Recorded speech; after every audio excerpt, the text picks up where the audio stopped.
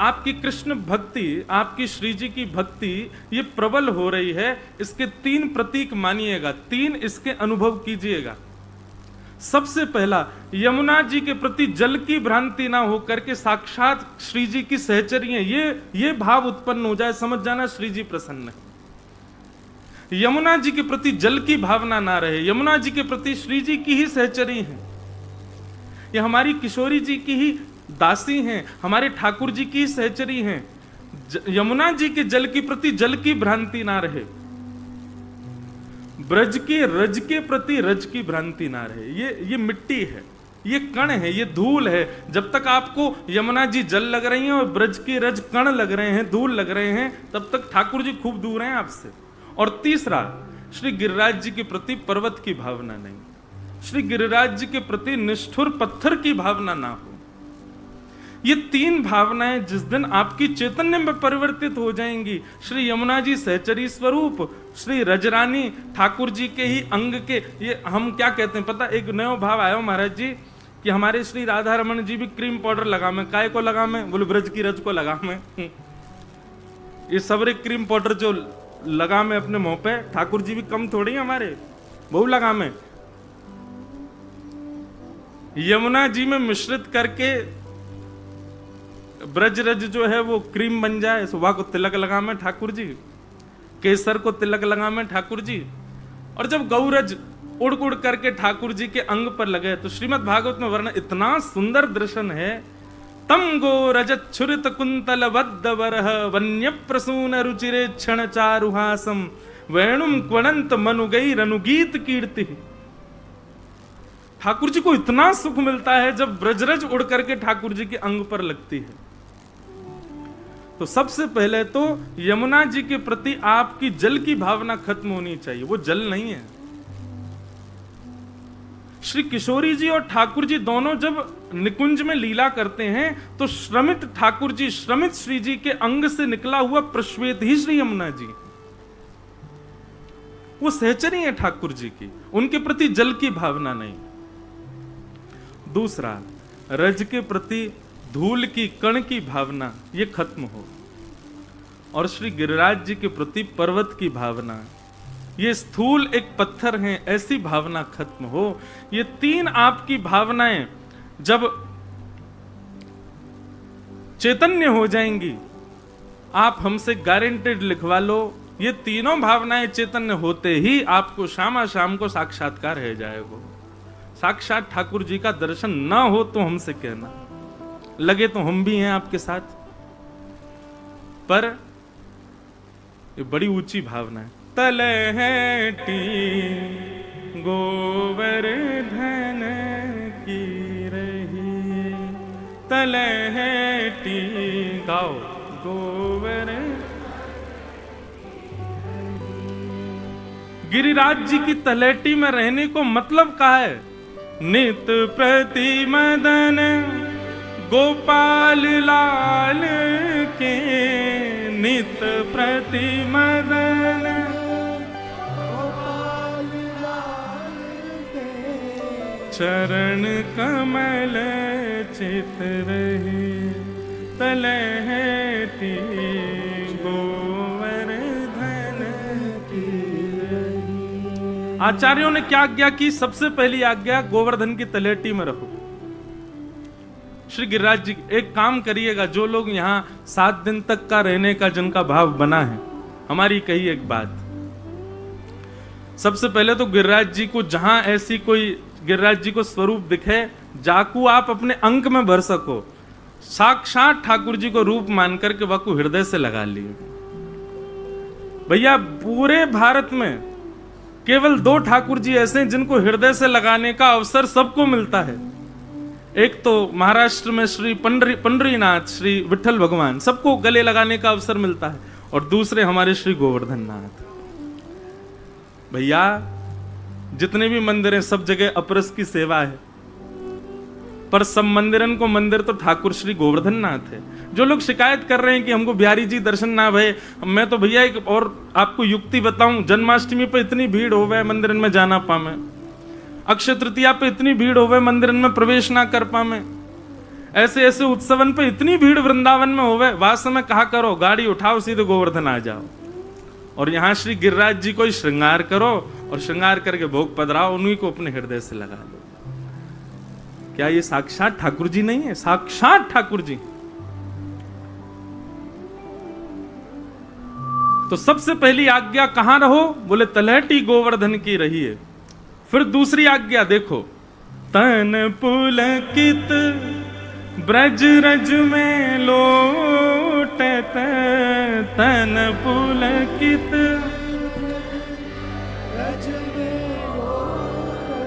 जो नाय गावेगो वाको अगले जन्म में ब्याह ना होएगो, या हमारे गाओ तन पुलकित ब्रज रज में लोटत, तन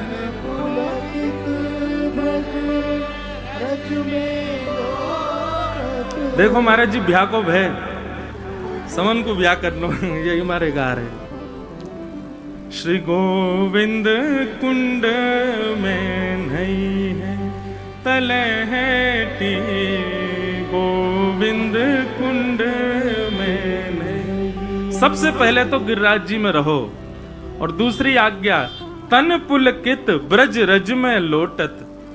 आपके अंग प्रत्यंग, आपके शरीर में जितने रोए कूप हैं उतने रोए कूपन में ब्रजरज जानी चाहिए। और फिर गोविंद कुंड में नहीं है। वृंदावन में हमारे ब्रजमंडल में जितने कुंड है ना, उन सबन में यमुना जी को ही जल है। स्रोत तो ब्रजमंडल में यमुना जी हैं। तो गोविंद कुंड में जाओ, चाहे आगे के और यहाँ पर आगे कई सारे कुंड हमारे गोवर्धन में हैं। इस सब कुंडन में जल तो श्री यमुना जी को ही है। तो ये तीन आज्ञा आचार्य ही कर रहे हैं, कोई मेरी बात मान करके मत मानियो, आचार्य की आज्ञा है। तलहटी गोवर्धन की रही, तलहटी गोवर्धन की रही। और फिर अंतिम आज्ञा। वैसे आज्ञाएं तो अनंत हैं, पर रसिक जनन को भाव है। मुझे ये बात इतनी प्रिय लगती है। आप श्री राधा रमन जी से अपने हृदय की बात कहो, श्री बिहारी जी से अपनी हृदय की बात कहो, लेकिन कभी कभी ऐसा मन में भाव आ जाए, इतने सारे लोग हमारी सुन रहे होंगे कि ना, पर गिरिराज जी में तो भैया कोई एकांत कुंज देख लो, कोई एकांत स्थान हो गिरिराज जी के पास में, तलहटी में जाकर। अच्छा तलहटी में ऊपर मत चढ़ जाइयो, नहीं तो मोह मारेंगे ब्रजवासी। यूं कहेंगे दारी के तू सबन को यहां चढ़ाए रहो, ऊपर मत चढ़ियो। श्री गिरिराज जी वहां आपके चरण ना पड़े, उनके ऊपर ये प्रार्थना आप रखिएगा। हृदय लगा लो, स्पर्श कर लो, पर पैर ते मत चढ़ियो। ये साक्षात हमारे ठाकुर जी हैं। तो वहां ठाकुर जी आपकी बात सुने ना सुने, पर यहां पर रसिक प्रीतम ये जो छाप है ना, किसी भी पद में आवे रसिक प्रीतम, तो ये श्री हरिराय महाप्रभु जी की पद हैं। हरिराय महाप्रभु जी, उन्हीं का वो पद है जो अभी कुछ दिन पहले दास ने गाया। पिया तो है नैनन में ही राखूं, तुमरी एक रों की छवि पर जगत वार सब लाखूं। पिया तो है नैनन में ही राखूं। हरिराय महाप्रभु जी अद्भुत उनकी वाणी है। तो वे आज्ञा कर रहे हैं, रसिक प्रीतम हित चित की बातें, रसिक प्रीतम हित चित की बातें, श्री गिरधारी जिसो कहिए तलहटी गोवर्धन की रही। अपने हृदय की जो भी आपकी बातें हैं, अपने हित की बातें और चित्त की बातें, आपके हित की जो आपके हित की बात यह नहीं है कि आपका कोई काम बन जाए, आपकी हित की बात यह नहीं कि आपका कोई रुका हुआ कोई कार्य है वो सिद्ध हो जाए, आपकी हित की बात यह कि ब्रज प्रिय लगे, आपकी हित की बात यह कि श्री कृष्ण प्रिय लगे, आपकी हित की बात यह कि ब्रजवासीन को आप प्रिय लगो। ये हित की बातें हमारी, वो हित की बातें श्री गिरधारी जी सो कहिए। और फिर चित्त की बातें गिरधारी जी सो, अपने मन में जो बात चल रही हो वो गिरधारी जी से कही। मैं तो यह बात को खूब कहूं भैया, ठाकुर जी से चर्चा करे करो, ठाकुर जी को कछु ना कछु सुनाए करो, बताए करो। जाने भी ठाकुर जी को पायो है ना, वो गा के ही पायो, सुना के ही पायो है। बिना सुनाए बिना गाए ठाकुर जी कभी नहीं मिलेंगे। 24 घंटा सेवा करते रहो ठाकुर जी की, जब तक वो डट के बैठ जाएं और तुम डट के उनको कछु नहीं सुनाओगे तब तक ठाकुर जी नहीं रीझेंगे। इसलिए अंतिम आज्ञा यही है, सबसे पहले तो गिरिराज जी की तलेटी में रहो, दूसरी बात ब्रज की रज में रहो, तीसरी बात यमुना जी में स्नान करो, जलपान करो, यहाँ के कुंडन में स्नान करो, और फिर इन सबन से शुद्ध है करके रसिक प्रीतम हित चित की बातें, रसिक प्रीतम हित चित की बातें, श्री गिरधारी जी सो कहिए तलहटी गोवर्धन की रही। भैया ऐसे हमारे श्री गिरिराज जी हैं। आपको श्रीमद् भागवत जी में एक नाम दिया गया है, और वो नाम गिरिराज जी का किसी और ने नहीं, ब्रज की गोपियों ने रखा है। और वो क्या है? जा परंपरा से हमारे चित्र विचित्र महाराज जी हैं, वह परंपरा के जो आचार्य को नाम है वही नाम श्री गिरिराज जी को है। आपके आचार्य स्वामी श्री हरिदास जी महाराज, और ये हरिदास नाम को सबसे पहले उच्चारण ही गोपियों ने किया है। और किसके लिए किया है? श्री गिरिराज जी। यही मारे आप गिरिराज जी बस गए हो। श्रीमद् भागवत में एक बहुत सुंदर गीत है, कुछ दिन पहले मैंने उस पर चर्चा की थी, 3 दिन जयपुर में, वेणु गीत। वहां वेणु गीत में गोपियां कहती हैं, श्री राम कृष्ण चरण स्पर्श प्रमोद। इतना सुंदर वर्णन है, मैं अद्भुत क्या बताऊं। गोपियां कहती हैं, अरे अरे देखो तो, ये राम यानी कि श्री बलराम जी, ये राम और कृष्ण दोनों भ्रमण करते करते, जैसे ही वंशी का नाद करते करते, कुंज निकुंजों में भ्रमण करते करते जैसे ही गिरिराज जी पहुंचे हैं, तो गिरिराज जी पहुंचते ही जैसे ही तलेटी में अपने चरण का स्पर्श कराया, चरण स्पर्श कराते ही गिरिराज जी इतने प्रमोद में भर गए, इतने आनंद में भर गए, तो जिस प्रकार अत्यंत सुखद स्पर्श से रोंगटे खड़े हो जाते हैं, ऐसे ही श्री राम कृष्ण के चरण के स्पर्श से श्री गिरिराज जी के रोए खड़े है गए। तो गिरिराज जी में दिखने वाले जितनी भी वृक्ष वल्लरियां हैं, ये कोई सामान्य वृक्ष नहीं है, श्री ठाकुर जी के चरण स्पर्श से प्रकट हुए गिरिराज जी के रोए हैं, ये जो हमको दिखाई दे रहे हैं। और तब गोपियां इनको नामकरण करती हैं गिरिराज जी का। बोले क्या है इनका नाम?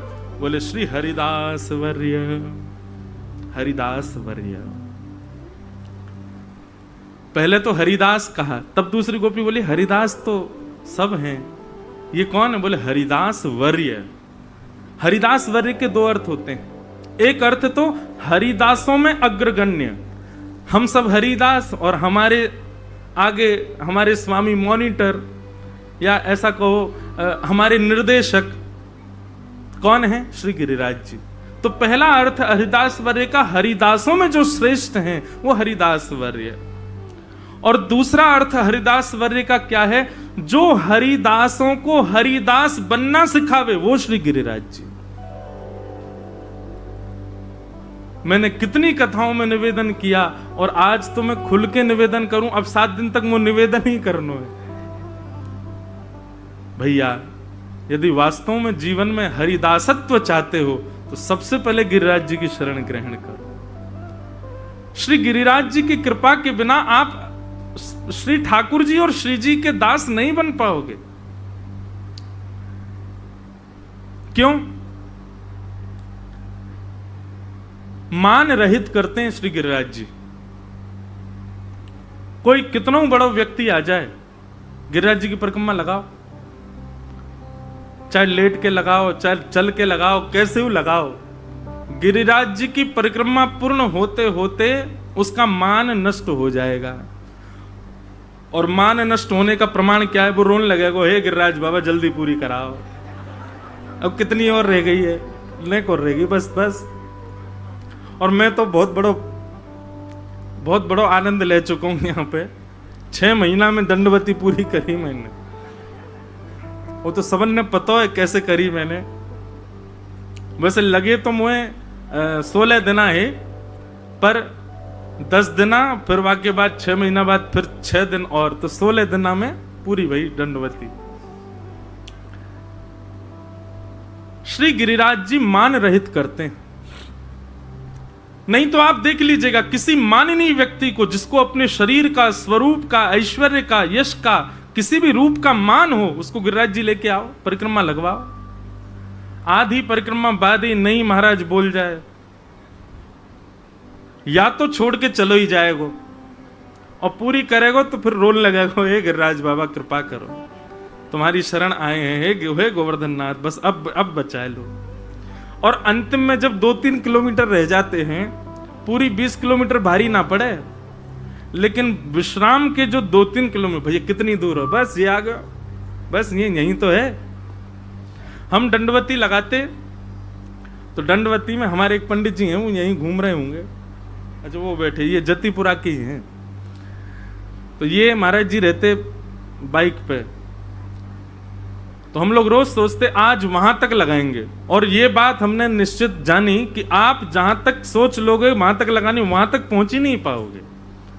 चाहे वो स्थान 10 कदम दूरी पे ही क्यों ना हो, उससे पहले ही पहले गिरिराज जी कहें, गिरिराज जियों के अपने बल ते लगावेगो, तू अपनो बल लगावेगो, ले तो बातें पहले ही थका दूंगा मैं। यहां तो भैया भूल जाओ, मेरो कछु बल ही ना है, हे गोवर्धन नाथ आप कृपा करो, आप अनुग्रह करो। तो मान रहित करते हैं श्री गोवर्धन।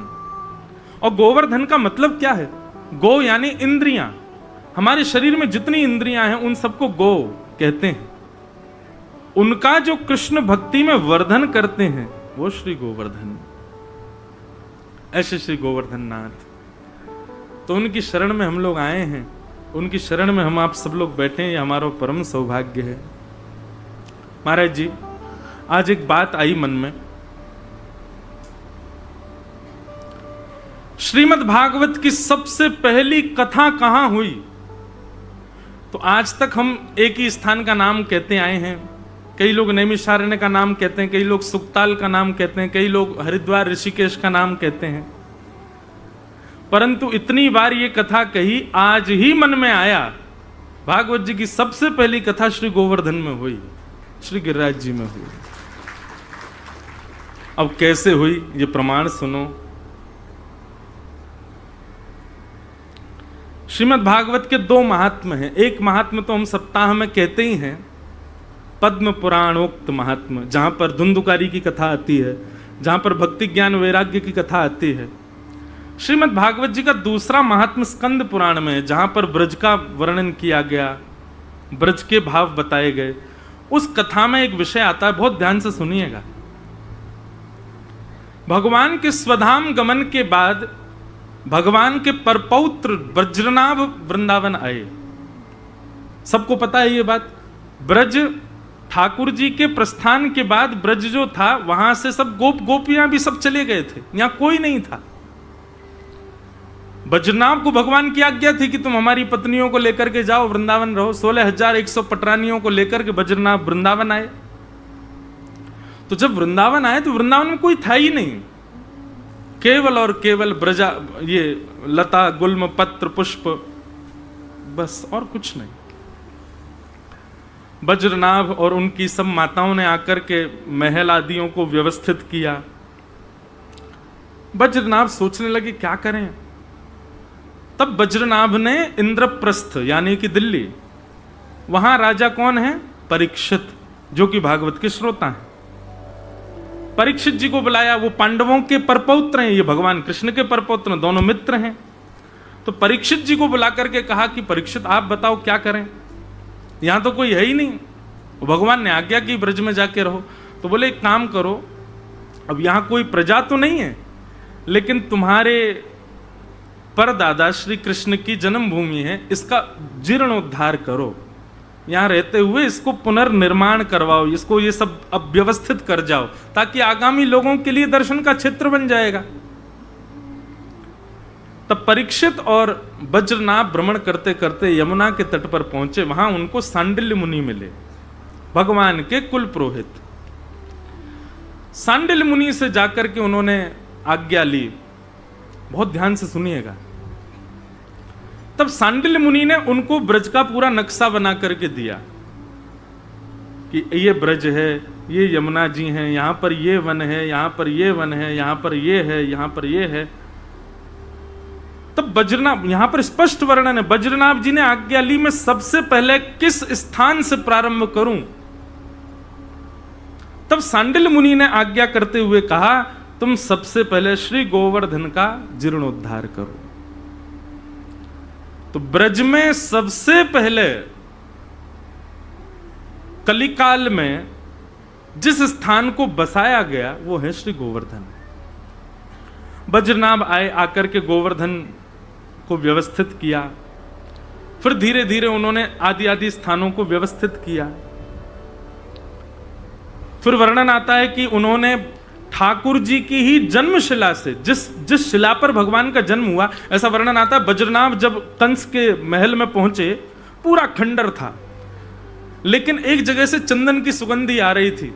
तो जैसे ही ढूंढते ढूंढते पहुंचे तो उस कारागृह में पहुंचे जहां देवकी और वसुदेव बंधी थे।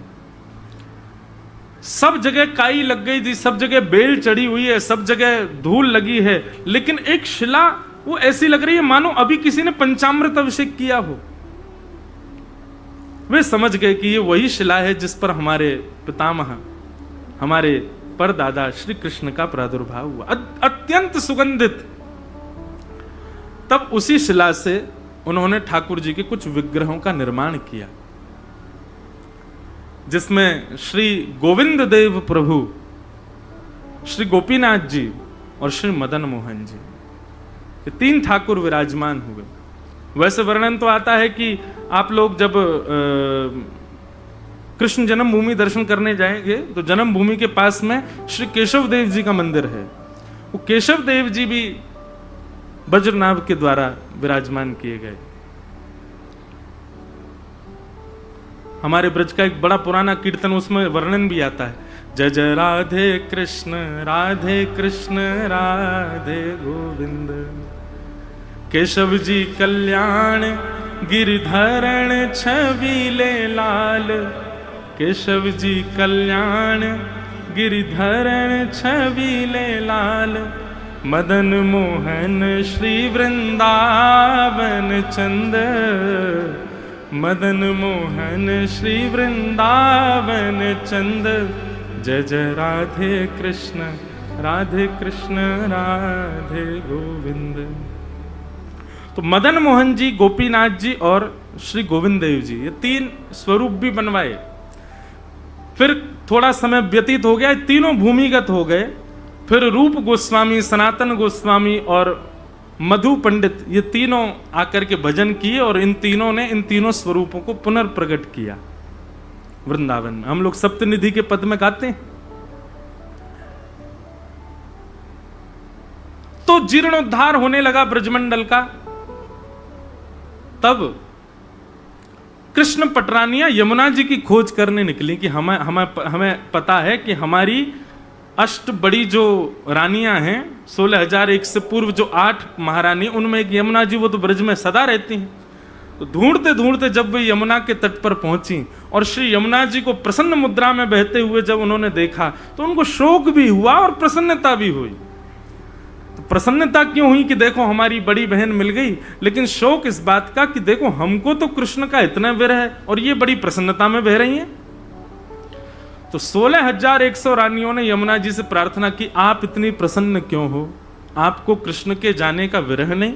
आपको हमारे स्वामी के लीला विश्राम का विरह नहीं हो रहा?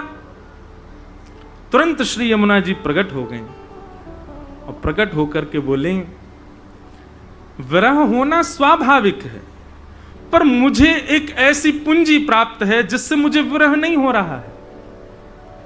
16,100 रानियों ने कहा, हमको भी बता दो क्या है ऐसा तुम्हारे पास जिससे तुमको विरह नहीं होता। तब कालिंदुर्वाच आत्मा रामस्य कृष्णस्य ध्रुवमात्मास्ति राधिका तस्य दास प्रभावेण विरहोस्मान् संस्पृशेत। बोले हमारी आत्मा श्री कृष्ण है, तुम्हारी आत्मा श्री कृष्ण है, पर श्री कृष्ण की आत्मा तो श्री राधिका रानी है। तस्य दास प्रभावेण, उन राधिका जी के दासत्व का यह प्रभाव है कि विरहोस्मान न संस्पृशेत, मुझे विरह नहीं होता।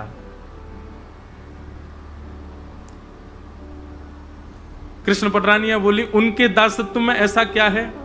बोले जाके अधीन सदा ही सांवरो, जाके अधीन सदा ही सांवरो, या ब्रज को सिर ताज हमारे माई, या ब्रज को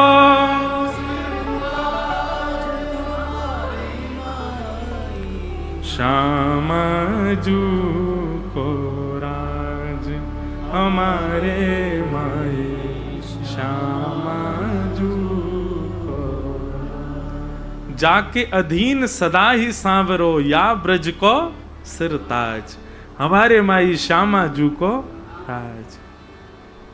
श्री विठ्ठल विपुल विहारिण केवल, ज्यों जलधर सो गाज हमारे माई श्यामा जू को राज। इतना सुंदर इसका मुझसे किसी ने अर्थ पूछा कि विठ्ठल विपुल विहारिण केवल जो जलधर सो गाज। मैं बद्रीनाथ जा रहा था और महाराज जी मैं पूरे रास्ता यही सोचता रहा इसका अर्थ क्या है, इसका अर्थ क्या है? जो जलधर सो गाज।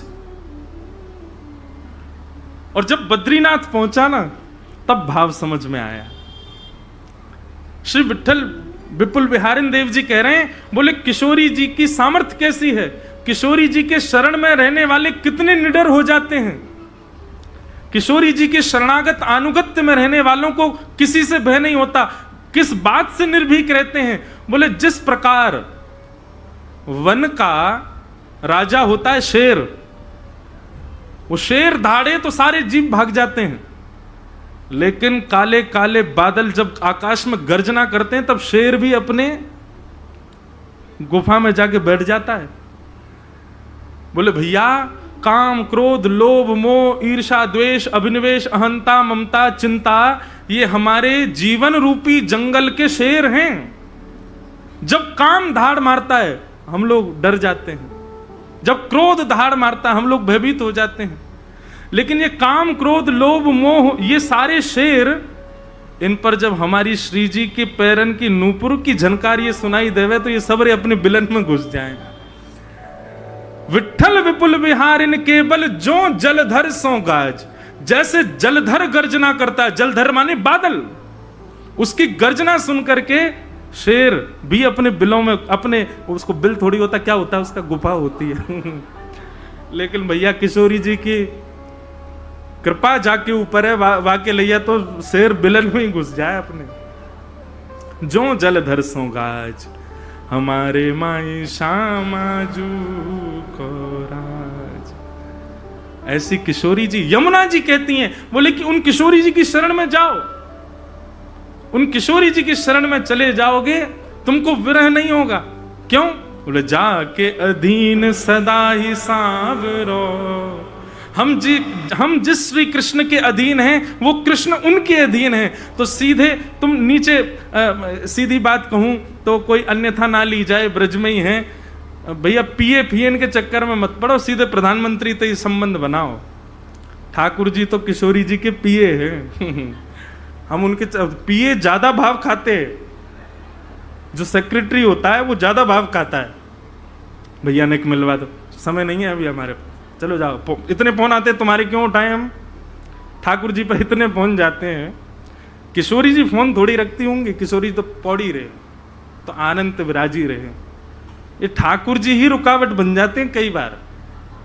इतने फोन हमें कौन कौन के उठाऊं, तो सीधे किशोरी जी तो ही संबंध बनाओ। और भैया किशोरी जी से किशोरी जी के आनुगत्य के लिए ब्रजवासीन को प्रसन्न रखो, वैष्णवन को प्रसन्न रखो, संत जनन को प्रसन्न रखो, ब्रजरज को खूब आनंद से ब्रजरज की सेवा करो, गिरिराज जी की सेवा करो, यमुना जी की सेवा करो। इन सब की सेवा से श्री जी प्रसन्न हो जाएंगे, और श्री जी प्रसन्न है गई तो ठाकुर जी पे फिर और कोई चारा नहीं है। उनको हमसे प्रसन्न होना ही पड़ेगा, उनको हमसे सुख लेना ही पड़ेगा।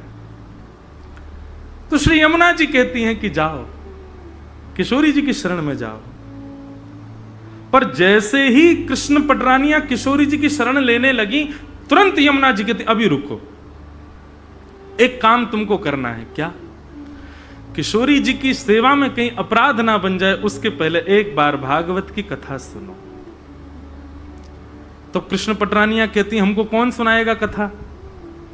बोले अरे ब्रजमंडल में ठाकुर जी का यश गावे वारे छुपे छुपे बैठे रहे। यमुना जी से आज्ञा ली, बोले कि आप आज्ञा करो। कहां है, कौन है? तब यमुना जी और सांडिल मुनि दोनों आज्ञा, वहां सांडिल मुनि वज्रनाभ को आज्ञा करते हैं और यमुना जी यहां कृष्ण पटरानियों को आज्ञा करती हैं कि श्री गोवर्धन में कुसुम सरोवर है, और वहां कुसुम सरोवर के लता गुल्म पत्रों में श्री उद्धव जी महाराज बैठे। कृष्ण पटरानिया बोली उद्धव जी तो बद्रीनाथ चले गए। बोले उद्धव जी का देह बद्रीनाथ में है, उद्धव जी के प्राण तो श्री ब्रजमंडल में ही हैं। क्यों? जब उद्धव जी वृंदावन गए तो उन्होंने मांगा है, आशा महो चरण रेणुज श्याम हम श्याम वृंदावने किमपि गुलमलतोषधीनाम। उद्धव जी ने मांगा है भगवान से। क्या?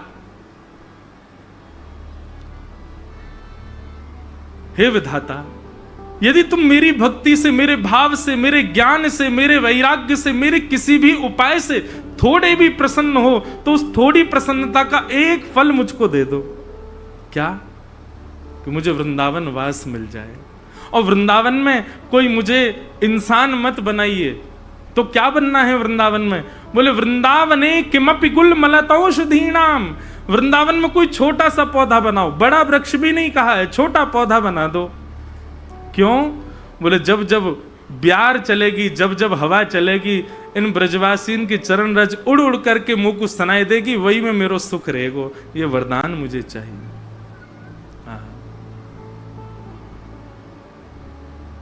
एहो विधि ना तो पे अचरा पसार मांगू, जन्म जन्म दीजो याही ब्रज बसिवो, जन्म जन्म दीजो याही ब्रज बसिवो। एक वैष्णव मुझे मिले, मुझसे बोले महाराज जी मुझे वृंदावन मिल गया। मैंने कि अच्छा, अब? बोले अब मेरी कोई अभिलाषा नहीं है ठाकुर जी से, अब मैं कुछ मांगता ही नहीं ठाकुर जी। ठाकुर जी ने सब दे दिया। सुबह राधा वल्लभ जी, बिहारी जी सब जगह दर्शन करता हूं और आनंद से ब्रज में रह रहा हूं, अब मुझे कुछ नहीं चाहिए। मैंने कहा ऐसा मत करो, मैंने कुछ तो मांगो। बोले क्या? अगले जन्म का रजिस्ट्रेशन मांगो वृंदावन में। ये तो ठाकुर जी से बार बार मांगनो है कि नाथ वृंदावन नहीं छूटे हमारा।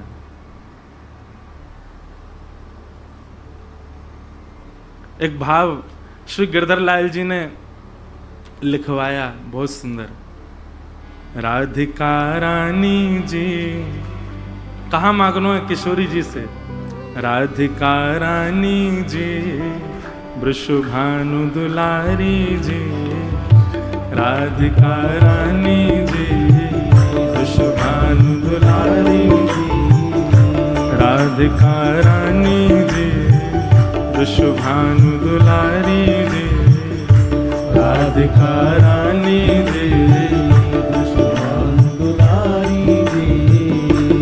ओ सुन लो अरज हमारी हमारी, रहूं ब्रज रज को पास पासे, रहूं ब्रज रज को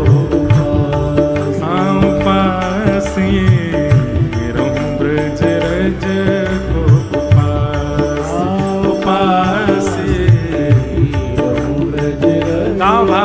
करताल बजा के। ओ राधिका रानी जी, वृषभानु दुलारी जी, राधिका रानी जी, वृषभानु दुलारी जी। ओ सुन लो अर्ज हमारी हमारी, रहूं ब्रज रज को पास, रहूं ब्रज रज को पास, रहूं ब्रज रज को पास, रहूं ब्रज रज को। हे किशोरी जी, ओ मंगला उठ यमुना जी जाऊं, मंगला उठ यमुना जी, ओ मंगला उठ यमुना जी जाऊं, ओ मंगला उठ यमुना जी।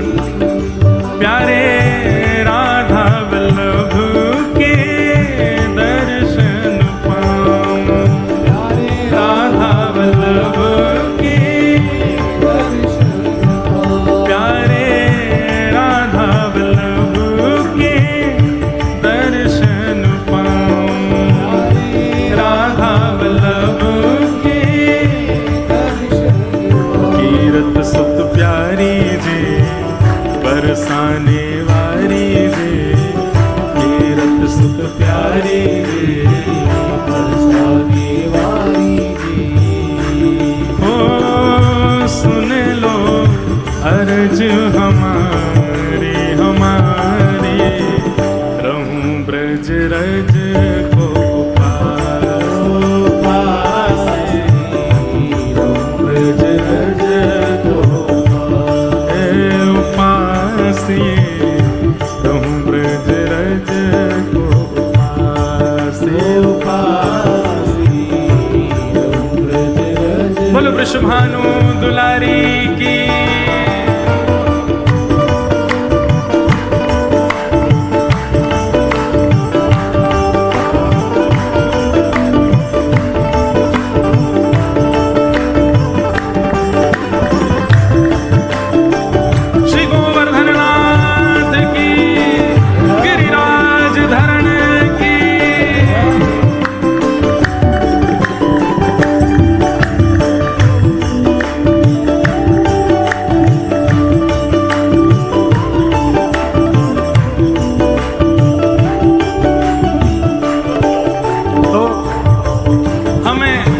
से कहा चाहिए, ये तो मांगनो ही है किशोरी जी से, हर जन्म के लिए मांगनो है।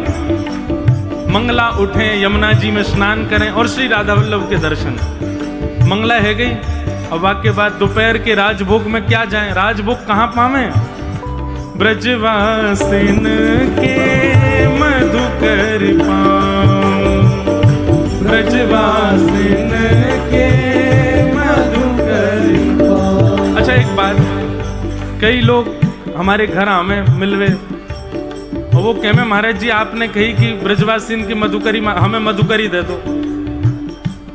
मेरी मैया एक दिन बड़ी नाराज है कि बोले कितनी मधुकरी बनवावे को, इतने सारे लोग हमें सबन को बांट दें।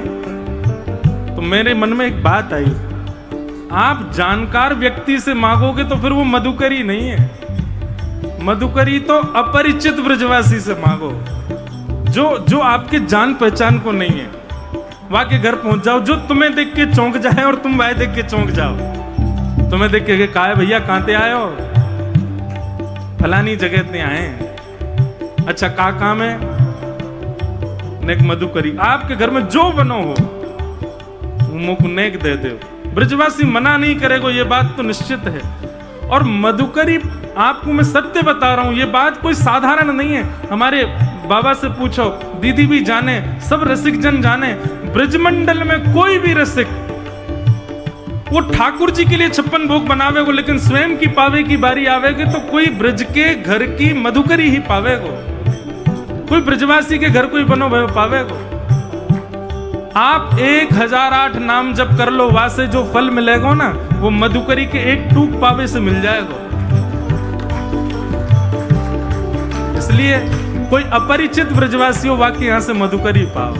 ब्रजवासिन के मधुकरी पाओ, ब्रजवासिन के मधुकरी पाओ, ब्रजवासिन के मधुकरी पाओ। विराजो, ऊपर विराज जा, भाई ब्रजवासी आए हैं, बैठो।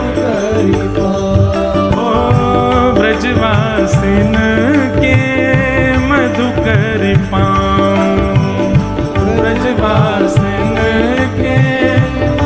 फिर प्यारे राधा रमण के दर्शन पाओ, राधा रमण के दर्शन पाओ, प्यारे राधा रमण के दर्शन पाओ, राधा रमण के दर्शन पाओ। ओ महलन वारी जी, वृषभानु दुलारी जी, ओ महलन वारी जी, वृषभानु दुलारी जी, ओ महलन वारी जी, वृषभानु दुलारी जी, ओ महलन वारी जी, वृषभानु दुलारी। गाओ सब लोग, ओ सुन लो अर्ज हमारी हमारी, रहूं ब्रज रज को पास, को पास, रहूं ब्रज रज को पास, रहूं ब्रज रज को पास, पास, रहूं ब्रज रज को। करताल बजा के गाओ। हे राधिका रानी जी, वृषभानु दुलारी जी, राधिका रानी जी, वृषभानु दुलारी जी। सुन लो अर्ज हमारे हमारे, रहूं ब्रज रज को पास, रहूं ब्रज रज को। अब वृंदावन में मंगला जरूरी है। बाहर से आवे वारेन के काजे, और जो वृंदावन को पानो चाहे मंगला में जरूर, चाहे राधा वल्लभ जी जाओ, राधा रमण जी, बिहारी जी तो मंगला करे ही ना है। जहां भी मंगला हो, मंगला दर्शन। दूसरा, वृंदावन में मधुकरी आवश्यक है। और तीसरो, वृंदावन में रसिक जनन की सेवा पाऊं, रसिक जनन की सेवा पाऊं, प्यारे ब्रजवासिन की सेवा पाऊं, ब्रजवासिन की सेवा पाऊं। श्री बांके बिहारी संग नेह लगाऊं, बांके बिहारी संग, प्यारे बांके बिहारी संग नेह लगाऊं, बांके बिहारी संग नेह लगाऊं। हरिदास दुलारी जी, कीरत सुत प्यारी जी, हरिदास दुलारी जी, कीरत सुत प्यारी जी, ओ हरिदास दुलारी जी, कीरत सुत प्यारी जी, हरिदास दुलारी जी, कीरत सुत प्यारी जी।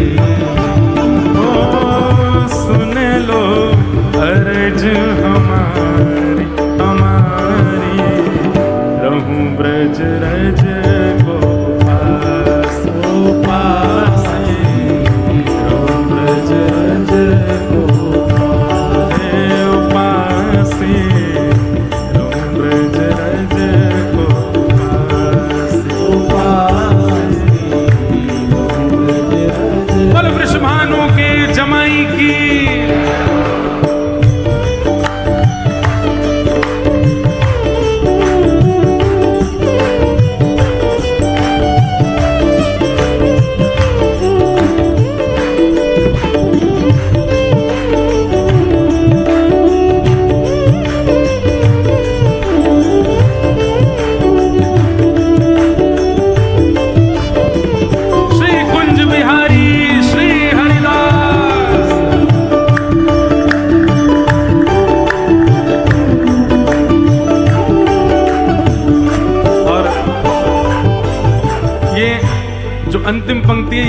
भाव है, मेरो का सबन को होना चाहिए। राधा रमन जी दर्शन है गए, राधा वल्लभ जी है गए, बिहारी जी है गए, और विश्राम कहाँ है? गोवर्धन पर्वत पे राजो, गोवर्धन पर्वत पे, श्री गोवर्धन पर्वत पे राजो, गोवर्धन पर्वत पे प्यारे गिरधर लाल संग दर्श करा दो, गिरधर लाल संग दर्श करा, ओ प्यारे गिरधर लाल संग दर्श करा दो, गिरधर लाल संग दर्श करा। कृष्ण मनोहारिणी जी, ओ ब्रज की रानी जी, कृष्ण मनोहारिणी जी, किशोरी जी को जब प्रादुर्भाव भयो ना, तो कथा आवे कि किशोरी जी सब कर रही हैं पर अपने नेत्र नहीं खोल रही हैं, किलकिला रही हैं, हंस रही हैं, अपने हाथ पांव चला रही हैं। वृषभानु जी उत्सव कर रहे हैं पर किशोरी जी अपने नेत्र नहीं खोल रही हैं। तब श्री नारद जी महाराज को आगमन भयो। नारद जी से वृषभानु जी ने कही बधाई हो। वृषभानु जी बोले भैया खूब सुख है, बधाई को, पर एक शंका, एक पतो ना, एक पीड़ा है मन में। बोले कहा भयो? इतने दिन है गए लाली को आए भय, इतनो उत्सव है रो, सब बहुत अच्छा है, ऐसी प्यारी लाली भैया, ऐसा सुंदर वाको मुख रूप है, हंसे भी है, सब क्रिया करे, लेकिन नेत्र नाए खोल रही है अपने। नारद जी बोले मैं न जाऊं भीतर?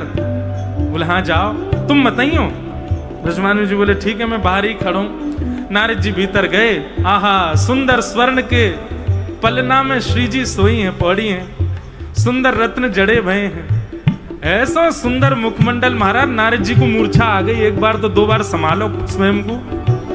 और वाक के बाद दंडवत प्रणाम करके अपनी वीणा लेकर के नारद जी, हे कृष्ण मनोहारिणी, जैसे ही कही है कृष्ण मनोहारिणी, अभी कछु दिना की है श्री जी। कृष्ण मनोहारिणी मतलब कृष्ण के मन को लुभावे वाली, या कृष्ण के मन में सदा रहवे वाली, दोनों अर्थ हैं। कृष्ण के मन को लुभावे वाली और कृष्ण के मन में रहवे वाली। हे कृष्ण मनोहारिणी, जैसे ही कही कृष्ण मनोहारिणी, नन्ही सी श्री जी उठ करके अपने पलना में बैठ गई और करताल बजा करके नेत्र खोल करके किलकिल करके हंसने लगी। नारद जी वीणा लेकर के यही कीर्तन कर रहे हैं, कृष्ण मनोहारिणी, कृष्ण मनोहारिणी। और ज्यों ज्यों कृष्ण मनोहारिणी कहें त्यों त्यों श्री जी को उत्तान कीर्तन है रहे हो है। वृषभानु जी बाहर खड़े खड़े सुन रहे हैं, बड़ी जोर से कीर्तन चल रहा, पर ये करताल कौन बजा रहे है और ये बीच बीच में हंस कौन रहे हो है। खिड़की से झांक करके भीतर देखो तो महाराज, आहा, नन्ही सी किशोरी जी, नन्ही सी हमारी श्री श्यामा जी अपने पलना में बैठी हैं, जो कि संभव ही नहीं है। कछु दिना की बैठ कैसे सके, और बैठ करके अपने मृग नेत्र जो अभी तक जन्म के बाद खुले ही ना है, उनको खोल करके उनमें प्रेमाश्रु भर करके कृष्ण को स्मरण करके आनंदित है रही है। कृष्ण मनोहार। जब भी बरसाने जाओ एक बार जरूर बोले करो, हे कृष्ण मनोहारिणी की। कृष्ण मनोहारिणी श्री जी को बहुत प्रिय है। कृष्ण मनोहारिणी जी, ब्रज की रानी जी, कृष्ण मनोहारिणी जी, ब्रज की रानी जी। ओ सुन लो अर्ज हमारी, हमारी, रहूं ब्रज रज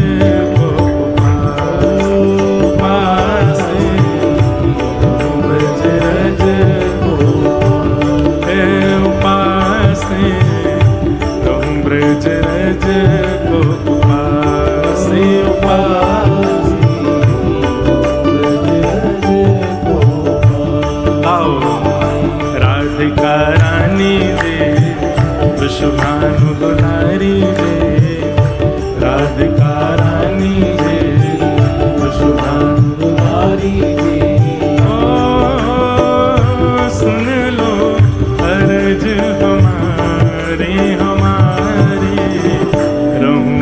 ब्रज रज को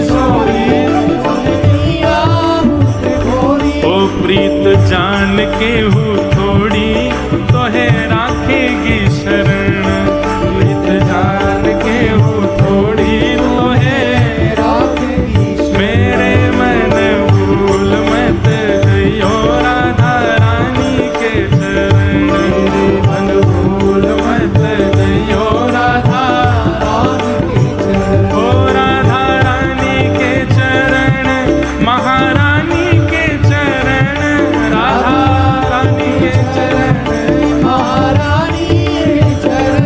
श्यामा प्यारी के चरण, राधा रानी के चरण, श्यामा के चरण, राधा रानी के चरण। मेरे मन भूल मत जइयो राधा रानी के चरण, मन भूल मत जइयो राधा रानी के चरण। मेरे मन भूल मत जइयो श्यामा प्यारी के चरण, भूल मत जइयो श्यामा प्यारी के चरण। मेरे मन भूल मत जइयो राधा रानी के चरण, भूल मत जइयो राधा रानी के चरण। मेरे मन भूल मत जइयो श्यामा प्यारी के चरण, भूल मत। जय जय श्री राधे।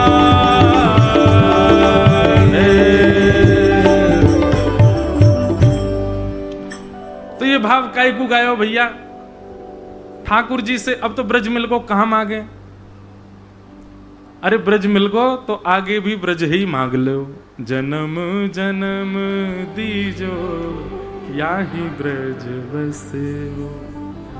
कोई अपराध कभी बन जाता हो ना, वही समय कान पकड़ ले करो, श्री जी हमसे अपराध बनो। अपराध करने वाले को पता होता है कि मैंने अपराध किया है।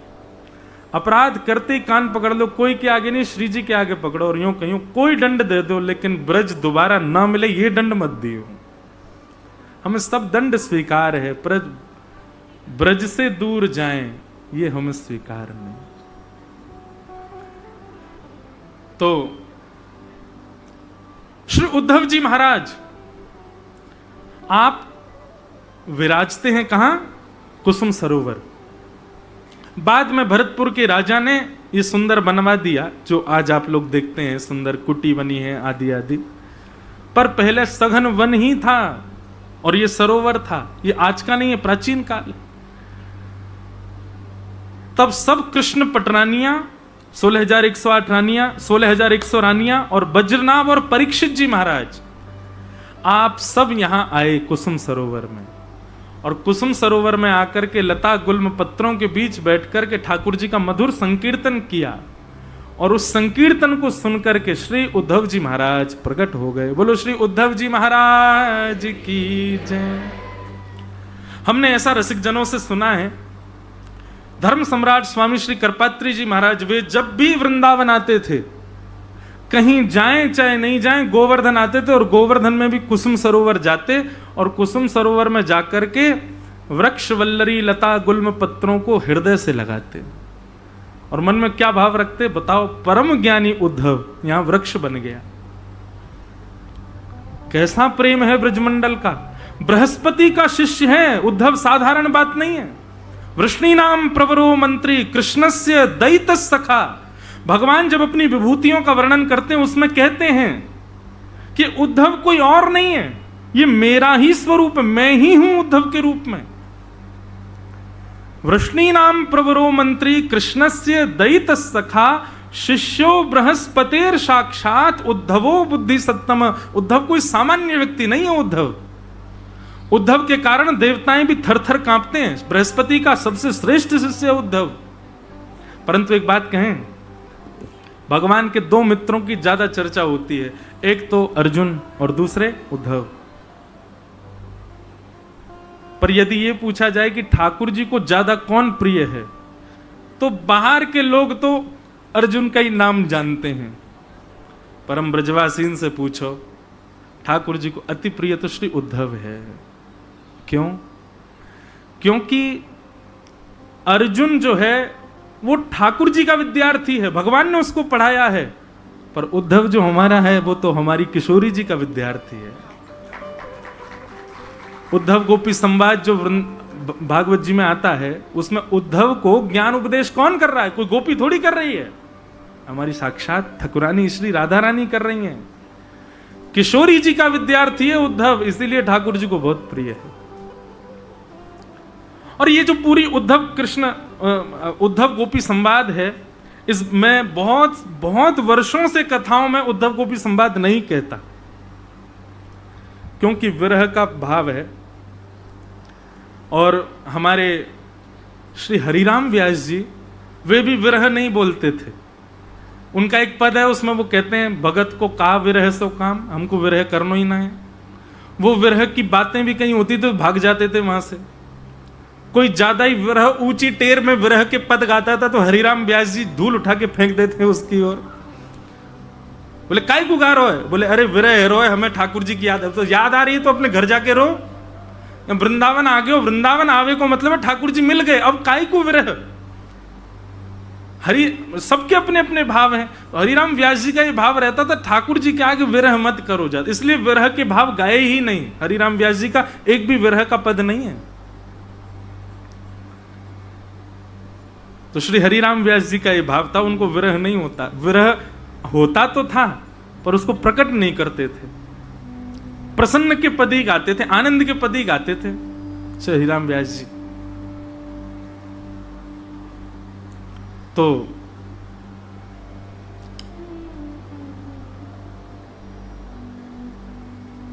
मैं निवेदन कर रहा था, पता नहीं क्या बोल रहा था, कहां पहुंच गया। इतने सारे भाव आते हैं मन में। तो ब्रज के सब, हाँ, उद्धव जी महाराज, ये उद्धव गोपी संवाद मैंने बहुत वर्षों से कहा नहीं कथा में। हमारे पूज्य पिताजी महाराज जब कहते हैं, महाराज जी मैंने आंखों से देखा है, पूज्य पिताजी जब उद्धव गोपी संवाद कहते हैं ना, उस समय श्रोताओं की तो बहुत दूर की बात है, वहां जड़ वस्तु भी यदि कोई हो तो वो पिघलती सी दिखाई देती है। इतना अद्भुत है। जिसका हृदय जड़ बन चुका है, जिसको कृष्ण से प्रीति ही नहीं हो पा रही है, ऐसे व्यक्ति को उद्धव कृष्ण संवाद सुनना चाहिए। उद्धव गोपी संवाद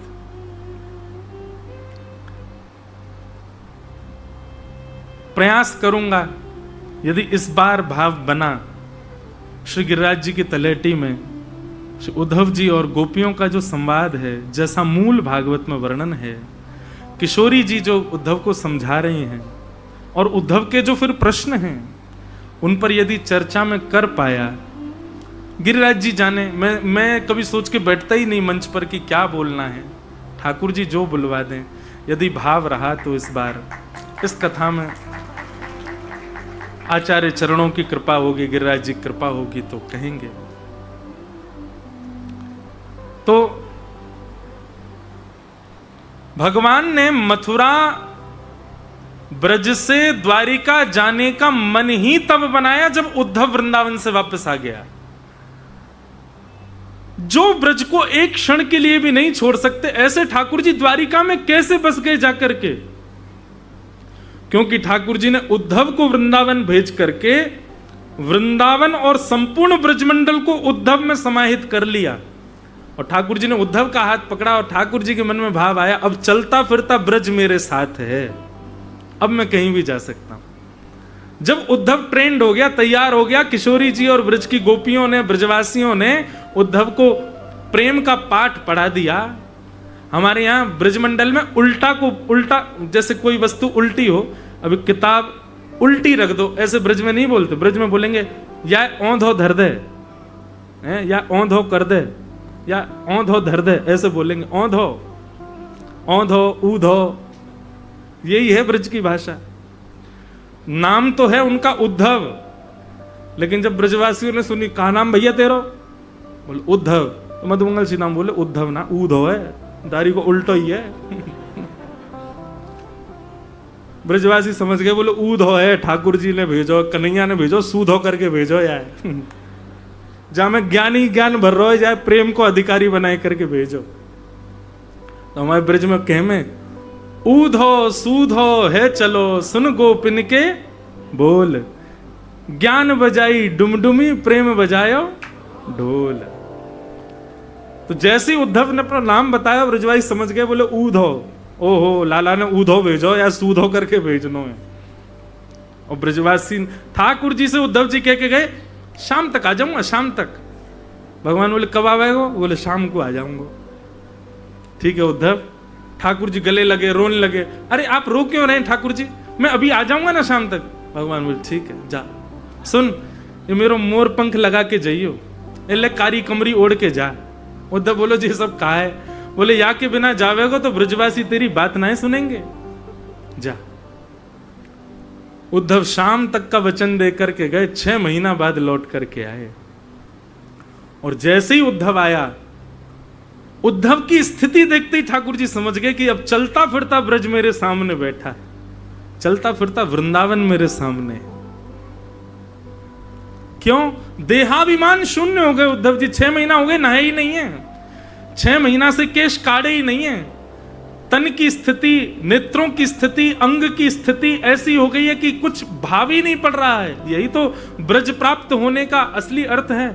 भ्रातः तिष्ठ टले टले विटपिनाम ग्रामेषु भिक्षामटः स्वच्छंदम पिबयामुनम जलमलम चीराणि कंथाम कुरु सम्मानम कलयाति घोर गरलम नीचप्पमानम क्षुधा श्री राधा मुरली रवो ब्रज सखे वृंदावनम मात्यज। वृंदावन प्राप्त करने वाले को लक्षण ये है जाए कि भैया वो फिर संसार में जैसो रहे ना व्यक्ति वैसो रह ना पावे को। आप हमारे हरिदासी वैष्णवन को देखो, गुदड़ी पहनेंगे, ब्रजरज ही लगामेंगे। ये ब्रज प्राप्त करवे को लक्षण है कि आप फिर संसार के सामान्य व्यक्ति की तरह नहीं अपना निर्वहन कर पाओगे। और वही स्थिति उद्धव की हो गई। और जब उद्धव ऐसे हुए तब ठाकुर जी आगे की लीला में प्रवेश करते।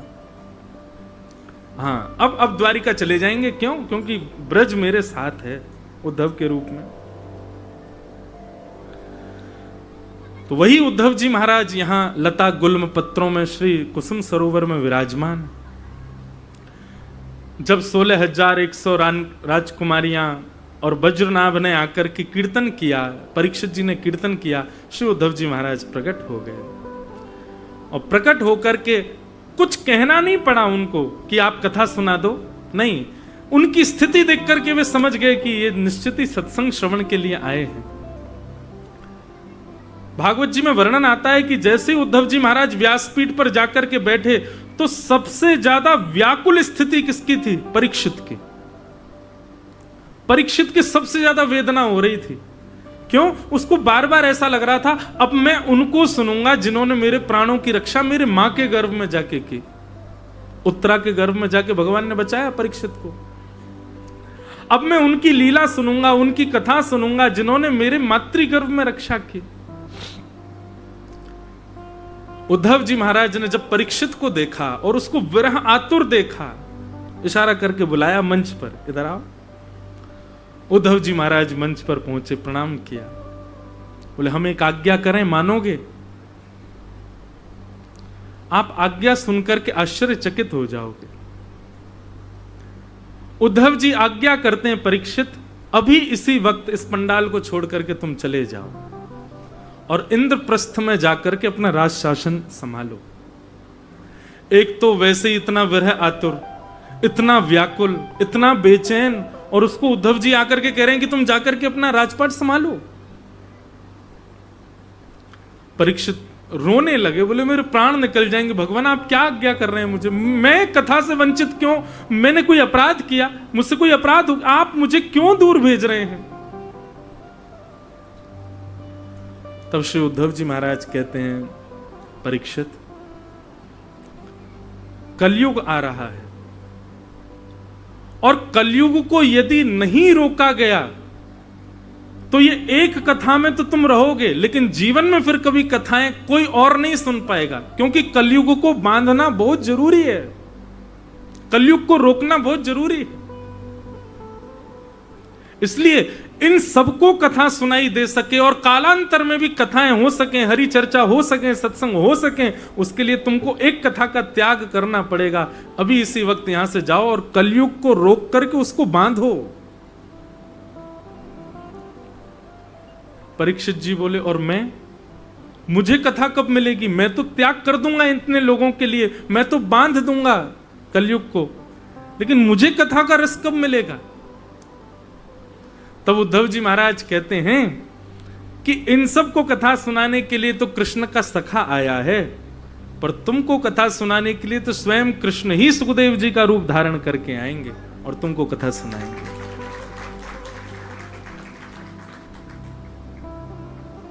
ये भाव तब आता है जब सुखदेव जी के आते ही परीक्षित की व्याकुलता दिखाई देती है, तो वहां यह बात प्रमाणित होती है कि परीक्षित पुराना प्यासा है, पहले जल दिखा करके दूर कर लिया गया है। इसका मतलब परीक्षित में जो इतनी व्याकुलता कि महाराज नाभा गोस्वामी जी भक्तमाल में कहते हैं, श्रवण रसिक कहीं सुने ना परीक्षित से, जो पान हूं करत लागी कोटि गुण प्यास है। बोले ऐसा श्रवण का रसिया तो हमने देखा ही नहीं है। बोले कैसे रसिया? बोले जो पीते भी जा रहे हैं, सुनते भी जा रहे हैं, और जितना सुन रहे हैं उतनी उनकी प्यास बढ़ और रही है। इसका मतलब क्या है? पुराना प्यासा है परीक्षित। हम जो लोग कथा सुनते हैं कि सीधे परीक्षित को श्राप लगा, सुखदेव जी आए उन्होंने कथा सुनाई, उससे पूर्व की कथा तो ये है, परीक्षित को पहले कथा से वंचित किया जा चुका था। फिर वही परीक्षित जाकर के कलयुग को 5 स्थान पर बांध देते हैं, स्वयं कलयुग पर उन पर हावी हो जाता है। वे जाकर के गंगा तट पर बैठते हैं, वहां असंख्य संत आते हैं, लेकिन कोई भी प्रमाणित उत्तर नहीं दे पाता। तब वहां कि तत्रा भवद भगवान व्यास पुत्रो यदिच्छया गामट मानो नपेक्ष अलक्ष लिंगो न जलावतुष्टो व्रतश्च बालैरवधूत भेष। बंधुओं, सुखदेव जी का जो रूप वर्णन किया गया है ना भागवत जी में, ऐसा लगेगा श्री नंदनंदन ही आ रहे हैं क्या। कैसा वर्ण है उनका? बोले बिल्कुल नील वर्ण के हैं, और नील वर्ण पर सुखदेव जी के केश कैसे हैं? बोले घुंघराले केश हैं। सुखदेव जी की आयु कितनी है? तो वर्णन लिखा है त्वम द्वष्ट वर्षः, 2 बार 8 यानी कि 16 वर्ष के हैं श्री सुखदेव जी। लेकिन यहां पर प्रश्न उठता है कि त्वम द्वष्ट वर्ष क्यों कहा? 16 वर्ष ही कह देते सीधा। वेद व्यास जी वर्णन कर रहे हैं, बोले हैं तो 16 साल के, लेकिन फिर भी उनके अंग प्रत्यंग और उनकी कांति और चाल ढाल देख करके लगता कोई 8 वर्ष का बालक चल रहा है, इसलिए त्वम द्वष्ट वर्ष। और कैसे हैं? बोले कॉपीन पहन रखी है बस। सूरदास जी का वो पद है ना, आज हरि देखे नंगम नंगा, मोतिन माल गले उर साजे, छवि के उठत तरंगा, आज हरि देखे नंगम नंगा। केवल एक कॉपी पहन रखी है और कुछ नहीं है। हमारे पूज्य पिताजी वर्णन करते हैं, जब सुखदेव जी चलते थे तो पीछे पीछे बालक भाग रहे, नंगा बाबा आ गया, नंगा बाबा आ गया, लेकिन सुखदेव जी को उस अपमान से कोई अपने मन में कोई और भाव नहीं। ऐसे से सुखदेव जी, उनकी नासिका कैसी है? बोले बिल्कुल तोता जैसी नाक पैनी, लाल लाल ओष्ठ हैं और मृग जैसे कटीले नेत्र हैं। ऐसे श्री सुखदेव जी महाराज, कोई और नहीं है सुखदेव जी, स्वयं श्री कृष्ण ही सुखदेव का रूप धारण करके आए परीक्षित को कथा सुनाने के लिए। इस बात से क्या प्रमाणित होता है बंधुओं कि जब विरह अपनी सीमा पार कर जाता है ना, तो एक समय तो हमको लगता है कि हमको ठाकुर जी से सेवा से विरह मिल गया, हम ठाकुर जी की कथा से वंचित हो गए, हम वृंदावन जाने से वंचित हो गए। पर एक बार का वंचित होना, एक बार का विरह होना, अगली बार का जो संयोग देगा ना, तो उस संयोग में स्वयं ठाकुर जी ही आएंगे। इसलिए विरह कभी आए तो स्वीकार करो, विरह से भागो मत। प्रेम की पुष्टता के लिए, प्रेम की सचलता के लिए, प्रेम सदा बना रहे, उसके लिए विरह बहुत आवश्यक है जीवन में। जिसने विरह नहीं सहा वो ठाकुर जी का प्रेमी भक्त नहीं बन सकता। वो भक्त बन जाएगा, श्रद्धालु भक्त बन जाएगा, नियम का पालन करने वाला भक्त बन जाएगा, लेकिन प्रेमी भक्त ठाकुर जी का बनना वही बन सकता है जिसने, जो कभी विरह में रहा हो, जिसको वृंदावन का, रजरानी का, ठाकुर जी का, राधा रमण जी का, गोवर्धन नाथ जी का, ब्रजवासियों का विरह होता है, बहुत भाग्यशाली है वो।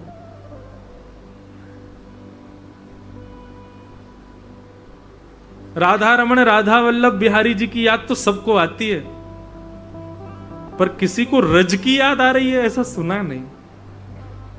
किसी को श्री यमुना जी की याद आ रही है ऐसा सुना नहीं। किसी को वृंदावन के वृक्षों की याद आ रही है।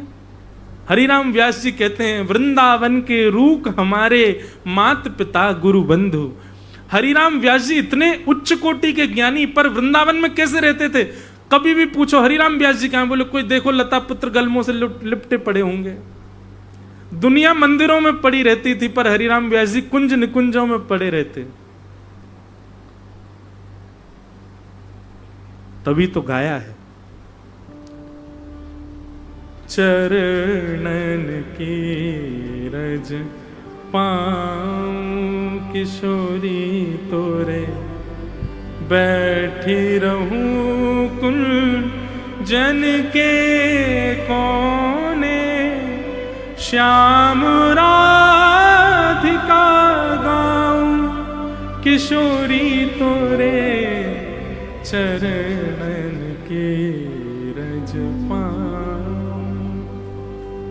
हम ज्यादा देर मंदिर में बैठे रहें, इसके लिए ज्यादा प्रयास मत करा करो। सत्य बताएं, बहुत देर मंदिर परिसर में बैठे रहें, ये विशेष भाव आपका नहीं होना, उसमें कोई दोष नहीं है, पर मैं अपने मन का भाव कह रहा हूं। ज्यादा देर यमुना तट पर बैठे ये प्रयास करो, ज्यादा देर कुंज निकुंजों में बैठें, ज्यादा देर रज के संपर्क में रहें, ज्यादा देर रसिक जनों के बीच में रहें, ज्यादा से ज्यादा समय गिरिराज जी की तलेटी में रहें, ये प्रयास करो। आजकल तो भीड़ ही इतनी है, कहां बैठोगे मंदिर में, पर फिर भी दर्शन करो, और दर्शन करते उस छवि को चित्त में बैठा के फिर तो जाकर के कहीं और बैठो, और फिर वहां थोड़ा विरह आतुर हो, वहां उस छवि का चिंतन करो। स्वामी श्री हरदास जी की पद्धति है। श्री कुंज बिहारी लाल प्रकट नहीं थे पहले। स्वामी जी महाराज केवल एक खाली निकुंज को प्रणाम करते थे, उस कुंज में कोई था नहीं। तब सब शिष्य पढ़कर कहते थे, बोले गुरुदेव आप नित्य इस कुंज को प्रणाम करते हैं, हमें कोई दिखता तो है नहीं। तब श्री बिहारिन देव जी को आज्ञा की ना ठाकुर कि आप जाओ और जाकर के प्रणाम करो, प्रणाम करके जो दिखे उनसे प्रसाद लेकर के आना। तो जब कुंज में जाकर के प्रणाम किया, तब देखते हैं कि ललिता और विशाखा चमर डोरा रही हैं, और सुंदर सेज पर श्यामा श्याम युगल विराज रहे हैं, दोनों विराज रहे हैं। पहले तो दर्शन करते रहे, दर्शन करते करते कहा कि गुरुदेव की आज्ञा है प्रसाद लेकर के आना, प्रसाद दो। प्रसाद सुनते ही किशोरी जी ने ठाकुर जी को देखा, ठाकुर जी ने किशोरी जी, दोनों खूब जोर से हंसे, मुस्कुराए, एक दूसरे के गले में गलवैयां डाल करके एक दूसरे के समीप आए, और समीप आते ही दोनों को चैतन्य स्वरूप है एक दूसरे में विलीन है गए, और तब श्री वृंदावन बिहारी लाल प्रकट भये और उन्हीं को प्रसाद रूप में प्रदान किया। ठाकुर जी को दर्शन आवश्यक है, पर उससे भी कई ज्यादा आवश्यक कुंज निकुंज की उपासना है। ब्रज रज का संपर्क होना हमारे तन से, हृदय से, मस्तिष्क से बहुत आवश्यक है।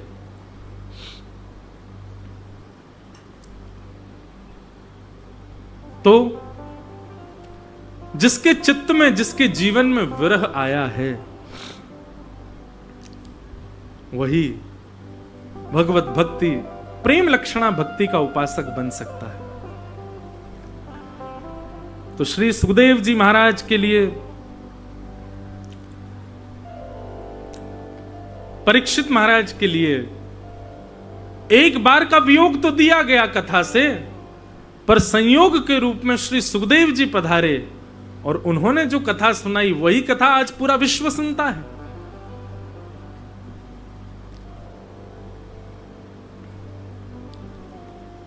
तो उद्धव जी ने सबसे पहली भागवत की कथा सुनाई। तो ये कथा हमने क्यों सुनाई? श्रीमद् भागवत की सबसे पहली कथा, सबसे प्रथम कथा कहां हुई है? श्री गोवर्धन में, श्री गिरिराज जी की तलेटी में हुई है। और किसने सुनाई है? उद्धव जी ने। और श्रोता कौन है? वज्रनाभ और भगवान की 16,100 पटरानियां। इसलिए हम जिस भूमि पर बैठे हैं ये तो आदि भागवत की भूमि है, गोवर्धन, गिरिराज जी की तलेटी। तो ऐसी सी गिरिराज जी की तलेटी में बैठे हैं। ठाकुर जी के अष्ट सखाओं ने यहाँ पर खूब लाड़ लड़ाया हमारे श्री गोवर्धन नाथ जी को। हमारे तो श्री गिरधर लाल जी पधारे हैं, वो तो सब जगह ही पधारते हैं। और गिरिराज जी में ये कथा अभी तक भूमिका ही चल रही थी, कथा तो अभी शुरू ही नहीं भाई। तो गिरिराज जी में अब कथा करने का अवसर हमको पता कितने वर्ष बाद मिला। अभी जो अधिक मास निकल के गया उससे पूर्व के अधिक मास में कथा हुई थी श्री पंडित गया प्रसाद जी की समाधि के सामने। उसके बाद कोविड में एक बार कथा हुई थी लुक लुक दाऊ जी पे, सुबह के सत्र में होती थी। 5 से 6 लोग, 6 इतने ही श्रोता होते थे। और महाराज जी उस कथा में एक दिन नंदोत्सव हुआ, और आप विश्वास मान नंदोत्सव कैसा हुआ। उस दिन पूज्य पिताजी महाराज भी आए थे वृंदावन से, और हमारे सागरिया बाबा जो कथा सुनते रहते होंगे वो जानते होंगे, सागरिया बाबा की मैं कोई ना कोई बात सुनाता हूं कथा में।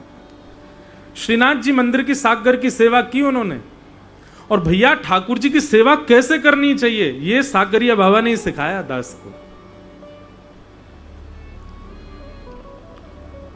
अद्भुत। तो वहां पे नंदोत्सव था उस कथा में। तो नंदोत्सव के दिन टॉफी लुटाते हैं, चॉकलेट फेंकते हैं, सब लूटते हैं। हमने कही भाई यहाँ श्रोता ही 5 गिनती के, यहाँ क्या लूटा मैं। लेकिन श्रोता तो 5 थे, पर गिरिराज जी की तलेटी में बंदर 1000 थे, हजारों बंदर। एक दिन पिताजी बोले लाला तू भी का 5 श्रोतान में कथा कर रहा हूं। मैंने कि कोविड को समय आएगा कौन? और पिताजी 5 नहीं देखियो 10,000 श्रोता हैं, और ऐसी कथा मिलेगी चारों तरफ श्रोता बैठे रहे। जैसी सूर्योदय होता था सुबह सुबह उठी थी कथा, ओ बंदरों की टोली ऊपर से उतर के आती। तो हमने एक दिन क्या किया, खूब बड़े बड़े घड़ान में अंदर वहां में दही, मखाने, मिश्री और ये क्या बोलते हैं किशमिश, और ऐसे खूब सुंदर दही के बढ़िया बढ़िया मटका बनवाए।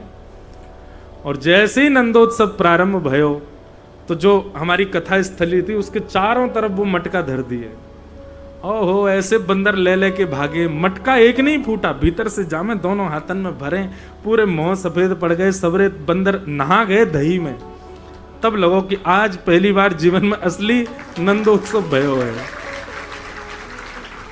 श्रीमद् भागवत जी में वर्णन है ना, मरकान भोक्षन विभजति सचेन नात्री भांडम भिनत्ति। ठाकुर जी बंदरों को जब पवाते हैं और वो बंदर जब सन जाते हैं तो हाथन में पैरन में मक्खन लग जाए बंदरन के, और फिर के बाद बंदर जब दौड़े तो उनके चारों पांव ऐसे खुल जाएं, फिसल जाएं, रिपट जाएं, तब ठाकुर जी को बड़ा सुख मिले, ठाकुर जी को बड़ा आनंद आवे, देख रिपट को। और जब गोपी आवे पीछे से डंडा लेके तो ग्वाल बाल तो सबरे भाज जाएं, बंदर वही जगह फिसलते रहे, गोपी उन्हें ही पकड़ ले, तब ठाकुर जी को बड़ा सुख मिले। तो बंदरन से ठाकुर जी को बड़ा विशेष प्रेम है हमारे। तो वो कथा हुई, उसके बाद ही अवसर आज मिल रहा है गिरिराज जी की तलेटी में अपनी वाणी की सेवा का। हमारे श्री गिरधर लाल जी यही गिरिराज जी से ही प्रकट भये। श्रीनाथ जी बंधुओं, भगवान श्री कृष्ण जब द्वारिका प्रस्थान कर गए, द्वारिका के बाद एक दिन कुरुक्षेत्र में ब्रज द्वारिका मिलन हुआ। बहुत ध्यान से सुनिएगा सब लोग। तो ब्रज द्वारिका मिलन जब हुआ, यशोदा मैया को जैसे ही पता चली कि मेरो लाला आयो भयो है, तो यशोदा मैया ठाकुर जी से मिलने के लिए गई हैं। मुझे बहुत प्रिय लगती है ये कथा, थोड़ी सी भावमयी कथा है, पर सुनाऊं आप सबको। सब लोगों से मिली यशोदा मैया, ये सब ठाकुर जी की पत्नियां हैं, सब प्रणाम कर करके जा रही हैं। मैं रुक्मणी, मैं मित्रविंदा, मैं कालिंदी, इतनी सारी पत्नी प्रणाम करके गई। यशोदा मैया बोली, लाला तूने इतने सारे ब्याह क्यों किए? ठाकुर जी बोले, मैया मेरी गलती ना है, सबरी तेरी गलती है। बोले, मेरी क्या गलती लाला? बोले, तू ही कार्तिक के महीना में जमुना जी में दीप दान करती और वही दीपन में कहती मेरे लाला कोई की नजर ना लगे, मेरो लाला सदैव सुखी रहे, मेरो लाला को कभी बल ना कम हो, और मेरे लाला खूब सारे ब्याह आ जाएं, मेरी खूब सारी बहू आ जाएं घर में। क्यों? ब्रज में जो सुंदर दिख जाए, यशोदा मैया के हे विधाता जी बहू होती मेरे लाला की, कितना बढ़िया रहे। तो मैया तेरे ही बा दीप दान की वजह से इतने सारे ब्याह हैं मेरे। सब विनोद चर्चा चलती रही ठाकुर जी की यशोदा मैया से। 100 वर्ष बाद ठाकुर जी मिले यशोदा मैया से। जब सब चले गए वहां से, ठाकुर जी ने सबसे कहा अब सब जाओ, मैं मैया के पास एकांत में रहूंगा नेक देर। सब चले गए। तब यशोदा मैया की गोद में पड़ गए नंदनंदन। द्वारिकाधीश ने अपना मुकुट उतार दिया। अब द्वारिकाधीश नहीं, अब कन्हैया बन गए। वर्णन तो ऐसा भी आता है कि ठाकुर जी यशोदा मैया की गोद में जैसे लेटे तो ठाकुर जी को ऐसा भाव आया कि मैं तो अभी 3.5 वर्ष का हूं, और रोने लगे। यशोदा मैया बोली, लाला कहाँ भयो? बोले, मैया तू अपना पयो उधर पिवाए दे मुंह को जल्दी। ये बात तब की है जब ठाकुर जी के पर पुत्र भी हो चुके हैं, ठाकुर जी के पुत्रों के पुत्र भी हो चुके हैं, ठाकुर जी पर दादा बन चुके हैं। तब यशोदा मैया की गोद में लेट करके ठाकुर जी कह रहे हैं, मैया तू अपना दूध पिवाए दे मुंह को। और वहां यशोदा मैया अपने पयोधर का पान कराती हैं ठाकुर जी को। अद्भुत लीला है। हमारे नाना जी सुनाया करते थे इस प्रसंग को। ठाकुर जी यशोदा मैया, अब ठाकुर जी की आयु 100-110 वर्ष के आसपास है। सोचो यशोदा मैया की आयु कितनी होगी।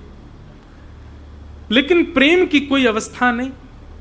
ये बात लोग अपने लिए कह देते हैं, पर वहां नहीं, ये तो ब्रज में ही घट रही है। कभी देखा कि इतना बड़ा बालक हो जाए और वो मैया की गोद में ऐसे पौड़े? ठाकुर जी मैया की गोद में पौड़े और मैया का दुग्ध पान कर रहे हैं। दुग्ध पान करते करते यशोदा मैया के नेत्रों से प्रेम आंसू गिरने लगे। वात्सल्य उमड़ गया यशोदा मैया के हृदय में। अंक में भर लिए ठाकुर जी। लाला तुम वो छोड़ के काय को चलोगो? खूब रोई यशोदा मैया। तब ठाकुर जी अचानक से उठ के बैठ गए और मैया से बोले, मैया एक बात पूछूं, तू सांची सांची, तू को मेरी सौगंध है, तू झूठ मत बोली हो। मैया बोली, बोल लाला, कहाँ बात है? ठाकुर जी मैया से कह रहे हैं, मैया मैं गैया चरावे जायो करतो, और यदि लौट के आवे में नेको विलंब है जातो, तू पूरे गोकुल को अधर कर देती, पूरे गोकुल की नाक में दम कर देती। मेरो लाला ना आयो, मेरो कन्हैया ना आयो, मेरो लाला कहाँ रह गयो? गैया चरा के आवे में 5 मिनट को विलंब मैया तो को इतनो सता दे तो मैं 100 वर्ष के काजे तो सो दूर चलो गयो मैया। तू अभी तक जीवित कैसे है? मैया वैसे देख, तू मेरी बात बुरा मत मानियो, तू सदा ऐसी प्रसन्न रहे, तू सदा ऐसी आनंद में रहे मैया, मैं तो यही चाहूं। पर मैया मुझको कभी कभी संशय हुए कि जा मैया के प्राण मेरे रूप में बसे, मेरे दूर जावे पे मुझको एक बात को भरोसा हो कि यशोदा मैया जीवित ना रह पाएगी। पर आज मैया 100 वर्ष है गए और मेरी मैया तो को विरह ना भयो। मैया तू मुझको एक बात बता, तेने कोई दूसरो लाला तो नाए रख लियो अपने पास? मेरे हिस्सा को प्रेम वाकू देती हो, वही को गोद में घुमाती हो, वही को लेके चलती हो, वही को माखन खवाती हो, वही को उखल से बांधती हो, कहीं ऐसा तो ना करे मैया तू? यशोदा मैया बैठी बैठी सुनती रही, और जब ठाकुर जी शांत हो गए तब यशोदा मैया बोली, लाला तू जानना चाहे कि मैं अभी तक जीवित कैसे हूं? हाँ मैया बताना।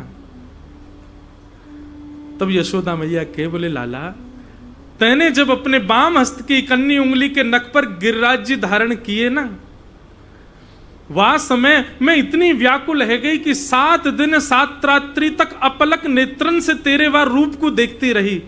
एक भुजा ऐसे कमर पर लगा रखी है मेरे लाला ने, दोनों पांव ऐसे त्रिभंग कर रखे हैं, अपनी बाम भुजा के कन्नी उंगली के नख पर गिरिराज जी धारण कर रखे हैं। मेरो नेक्सो सो लाला, मुझको इतनी चिंता कि कहीं लाला को बल छीन ना है जाए, कहीं गिरिराज बाबा नीचे ना आ जाए, मुझको इतनी चिंता है रही लाला। मैं 7 दिन तक मैंने पलक भी ना झपकी अपनी,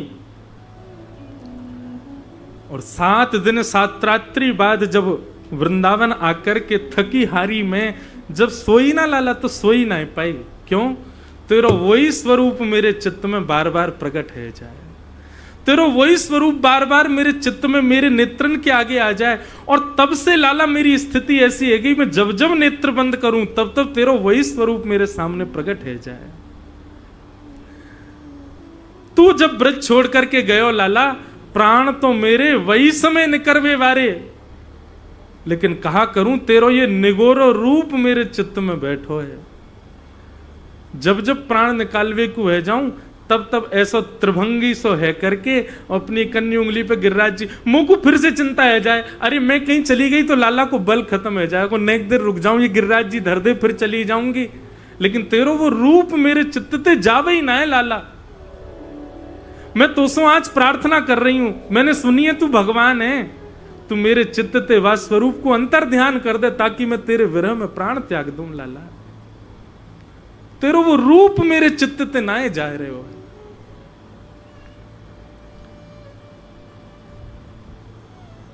ठाकुर जी को हाथ पकड़ करके यशोदा मैया ने हृदय पर रख लियो, और लाला ने देख तो सही झांक के कैसो रूप है तेरो।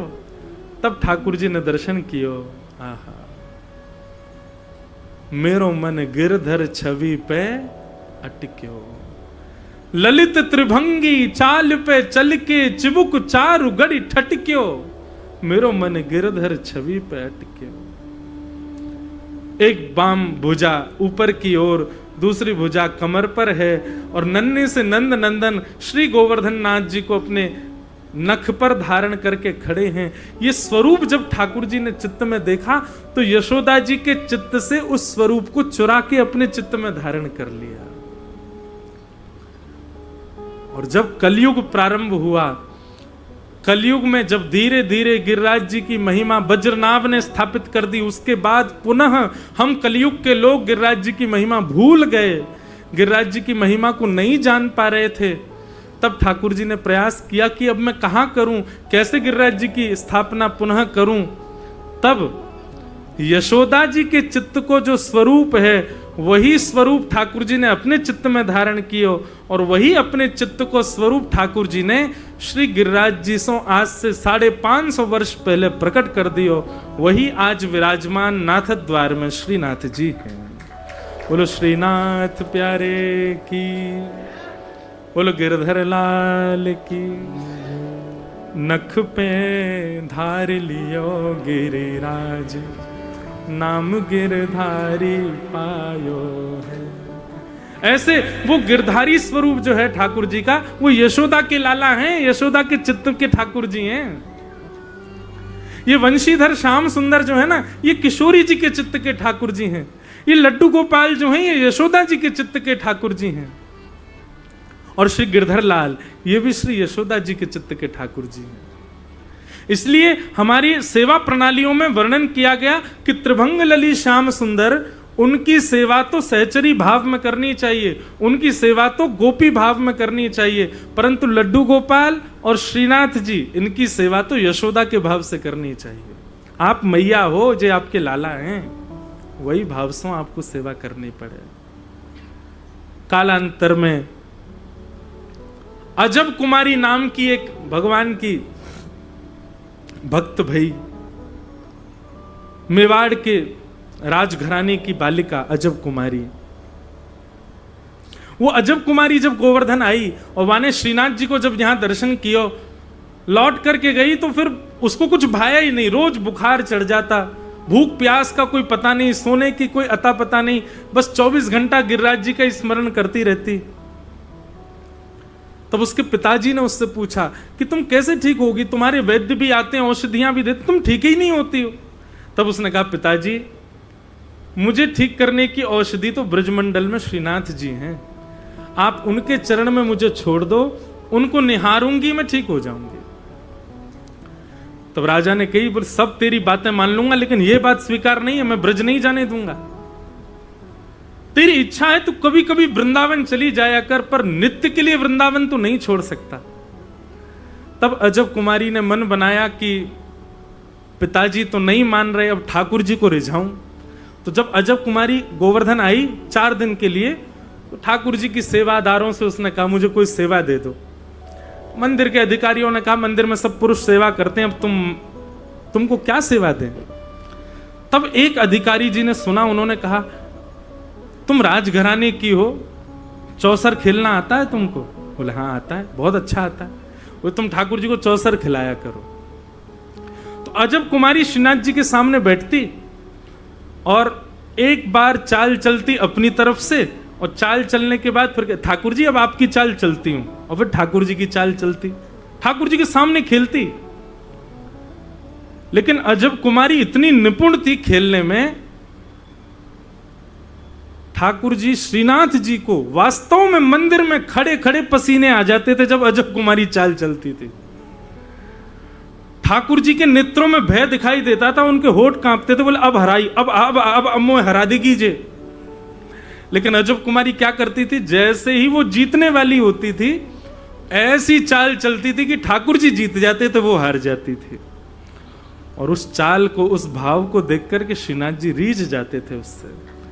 जैसे ही ठाकुर जी की जीत होती, तो कभी तो ठाकुर जी की माला गिर जाती, कभी ठाकुर जी की वंशी जी नीचे आ जाती, और सब ताली बजाते, ठाकुर जी जीत गए, ठाकुर जी जीत गए।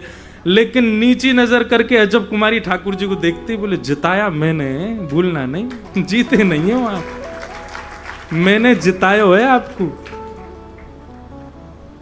अंतिम दिन था, आज अजब कुमारी को वापस मेवाड़ जाना है। 3 दिन से रोज ठाकुर जी जीत रहे हैं। आज अजब कुमारी रो रही थी सुबह से ही, उसको जाना है वापस। आज किसी ने कह दिया, बोले आज तो श्रेष्ठ प्रतियोगिता होगी, आज जो जीतेगो वो संपूर्ण खेलन को विजयी मानो जाएगो। अजब कुमारी पहले बोली, आज नहीं जीतने दूंगी आपको। तो मानो ऐसा लगे श्रीनाथ जी अंदर से यूं कर रहे हैं, आज वो जिताई दियो, लेकिन खड़े हो जाए यूं ही। अजब कुमारी ने चाल चलना शुरू किया और चाल चले, लेकिन आज अजब कुमारी लाल नेत्र पड़े, वो ठाकुर जी को ऐसे देख रही है क्रोध में भर के, और वो ठाकुर जी की बाजी आने ही ना दे। ऐसी चाल चले, ऐसी चाल चले, ठाकुर जी के पसीना छूट गए, सबरे वस्त्र गीले पड़ गए पसीना के कारण। बोले आज ना जीतन देगी मोह। तो मानो ठाकुर जी और उसने नेत्रों से बात कर ली। ठाकुर जी बोले तेरे पाम पर मुंह जिताए दे। अजब कुमारी बोली मेरी एक बात माननी पड़ेगी। बोले तू जो कहेगी सो मानूंगा, तू पहले जिताए दे। बोले पहले जिता दूंगी मैं आपको, लेकिन जीत के बाद वचन के पक्के रहना, जो मांगूंगी सो दोगे। श्रीनाथ जी बोले जो मांगेगी सो देंगे, तू जिताए दे। और अजब कुमारी जीत रही थी, लेकिन फिर भी उसने अंत में ठाकुर जी को जिता दिया। सब जगह जय जयकार होने लगी, गिरिराज धरण की जय, गोवर्धन नाथ की जय, श्रीनाथ प्यारे की जय। अजब कुमारी बोली अब मेरा वरदान पूर्ण करो। ठाकुर जी इशारों में ही चर्चा कर रहे हैं, क्या चाहिए बताओ। बोले जो मांगूंगी सो दोगे। बोले जो मांगेगी सो देंगे। पिता से आज्ञा मांगी कि ब्रजवास दे दो, तो पिता तो मान नहीं रहे हैं, और पिता की आज्ञा के विरुद्ध जाकर के मैं ब्रज में रहना नहीं चाहती, उनको पीड़ा देकर के यहां रहूं ये मेरा मन नहीं है। इसलिए पिता तो नहीं मान रहे हैं, लेकिन अब आप मानो, आप मेरे लिए मेवाड़ चलो और मेवाड़ में विराजो। ठाकुर जी बोले तेने तो सब जगह जिताए के मुंह को हराए दियो, तेने मेरो ब्रज छुड़वाए दियो, पीछे मत हटियो। ठाकुर जी वचन दिया है आपने। और ऐसा कहकर के अजब कुमारी तो चली गई। अब ठाकुर जी योजना बनाने लगे, क्या करें क्या करें। तब मुगल आक्रमण कर रहे थे वृंदावन पर, तो गोविंद देव जी चले गए जयपुर, मदन मोहन जी चले गए करौली राजस्थान, जुगल किशोर जी चले गए पन्ना, और श्री गोपीनाथ जी भी चले गए जयपुर।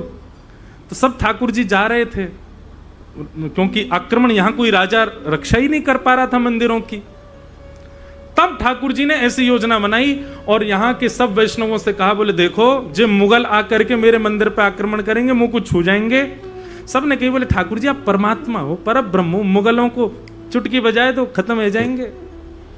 ठाकुर जी बोले ये कलयुग है, कलयुग में मैं भक्त के अधीन रहता हूं। वो खवाएगो तो खाऊंगो, वो सुवाएगो तो सोऊंगो, वो चलाएगो तो चलूंगो, वो स्नान कराएगो तो करूंगो, वो श्रृंगार करेगो तो धराऊंगो।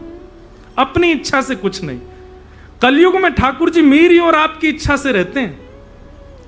कभी कभी तो लगता है हम भक्त हैं कि वो भक्त हैं हमारे। ठाकुर जी बोले मेरी इच्छा नहीं चलेगी। तब सबने विचार किया क्या करें।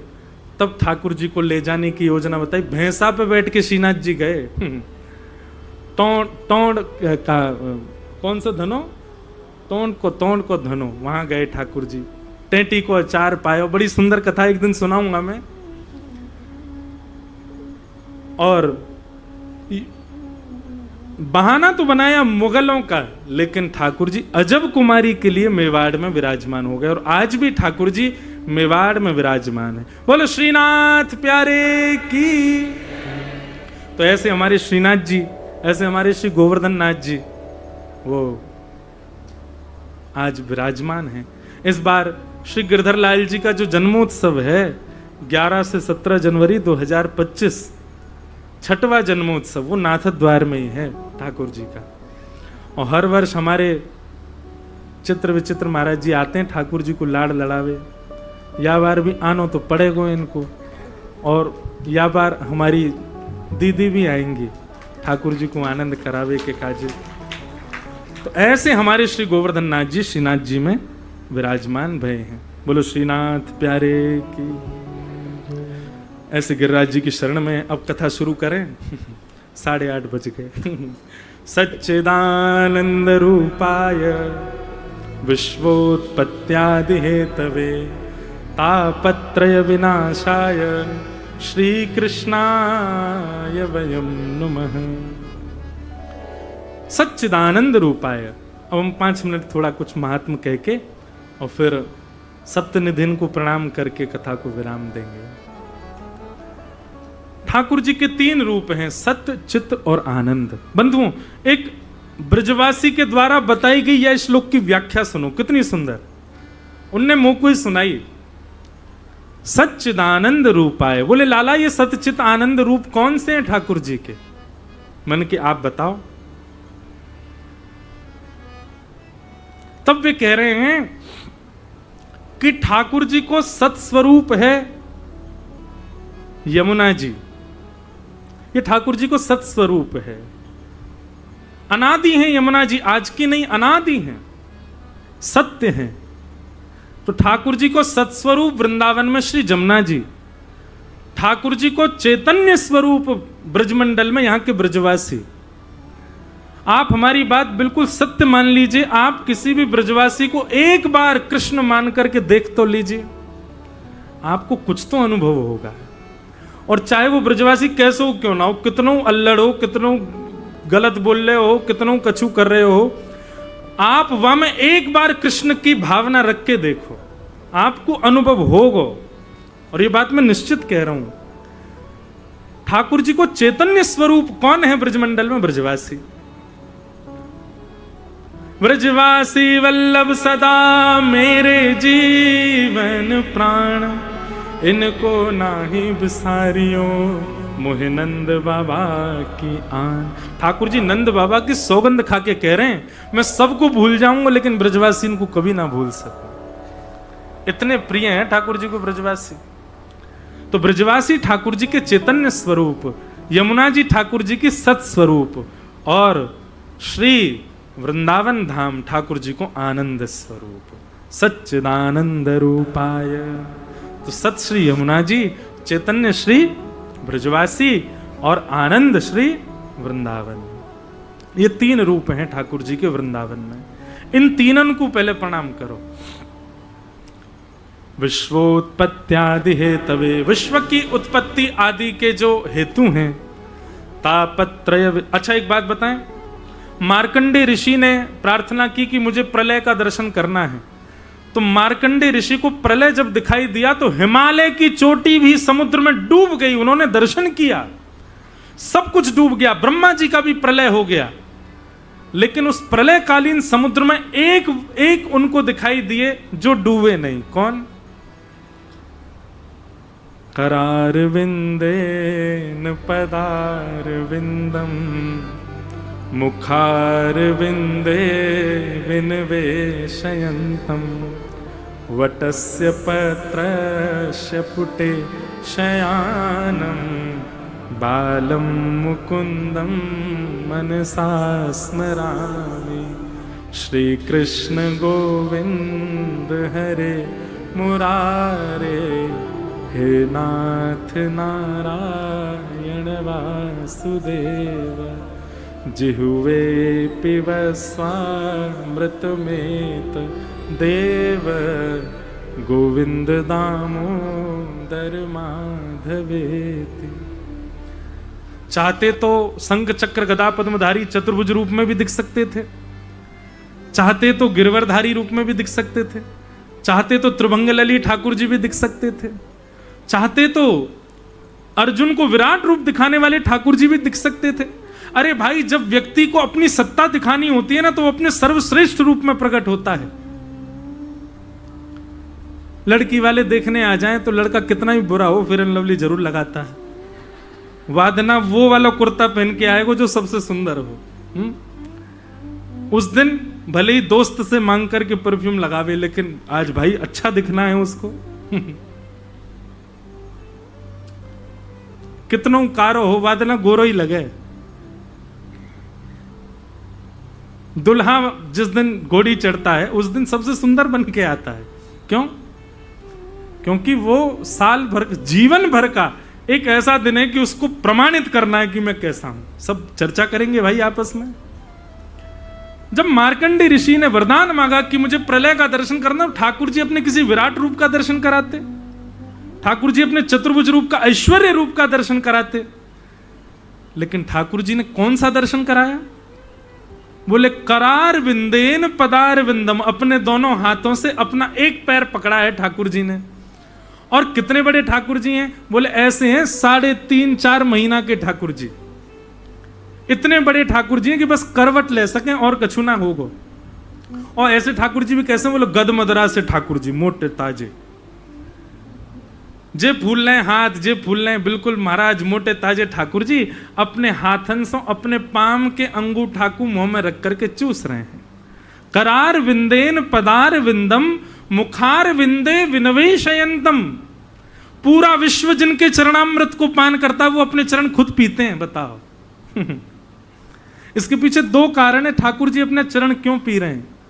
सबसे पहले कारण जो बताया गया कि क्योंकि भैया भले ही चरण मेरे हैं लेकिन इनमें ब्रजवासीन के अंग से स्पर्श की भई रज लगी भई है, या हमारे ब्रजवासीन को याद करके ठाकुर जी अपने चरण पी जाएं, चरणन में लगी रज को चाटें, ये ब्रज की रज है। और दूसरा कारण ठाकुर जी अपने चरण क्यों पीते हैं, पूरा ब्रह्मांड ठाकुर जी के उदर में है। ठाकुर जी जब अपने चरण पीते हैं तो मानो अपने ही चरणामृत से पूरे ब्रह्मांड को पवित्र करते हैं, इसलिए ठाकुर जी अपने चरण पी रहे हैं।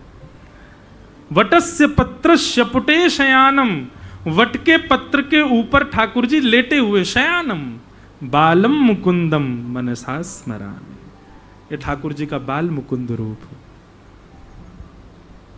आहा, मार्कंडे ऋषि को उस रूप में दर्शन कराया ठाकुर जी ने, ब्रज के रूप में, ब्रज के ठाकुर जी के रूप में।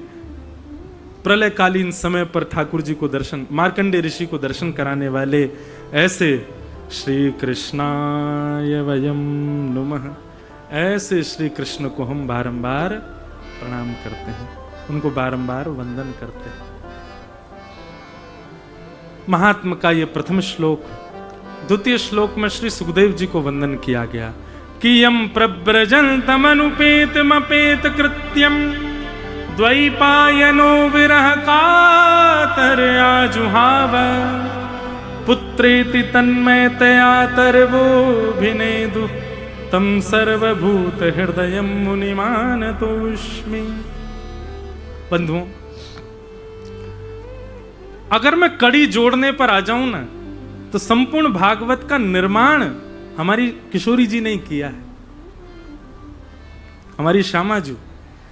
ये भागवत के श्लोकों को सुनकर के आप ज्ञान वैराग्य और इन सबको सोच करके ये मत सोचा करो कि हम रसिक हैं, हमको ज्ञान ते कहा काम, हमको वैराग्य ते कहा काम, हम तो रसिक हैं, हमको तो प्रेम की चर्चा सुनाओ।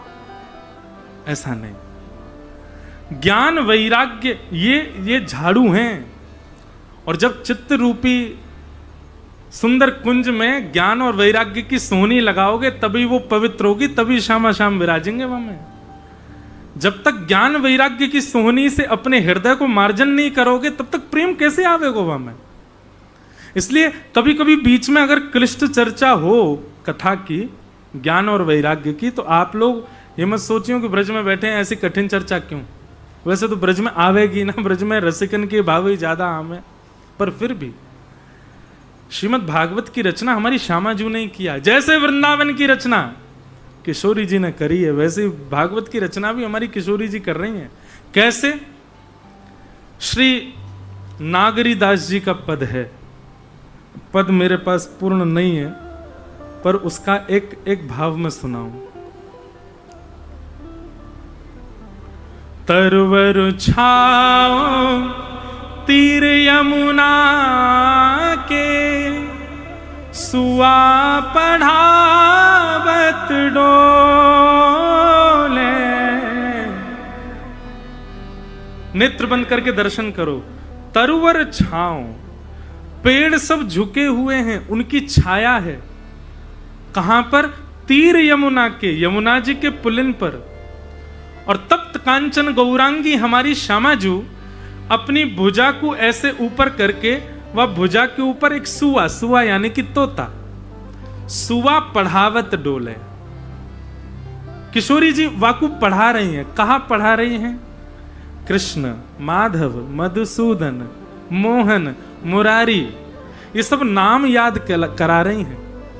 इतना सुंदर पद है, अभी मेरी स्मृति में आपके पास होगा, देखो आ जाए तो अभी सुना दें, नहीं तो कल सुनाएंगे। किशोरी जी ने सुकाचार्य जी को पढ़ाया, उस तोता को पढ़ाया, माधव, मधुसूदन, मुरारी, हरि, सारे नाम याद कराए। तोता ने सारे नाम याद कर लिए।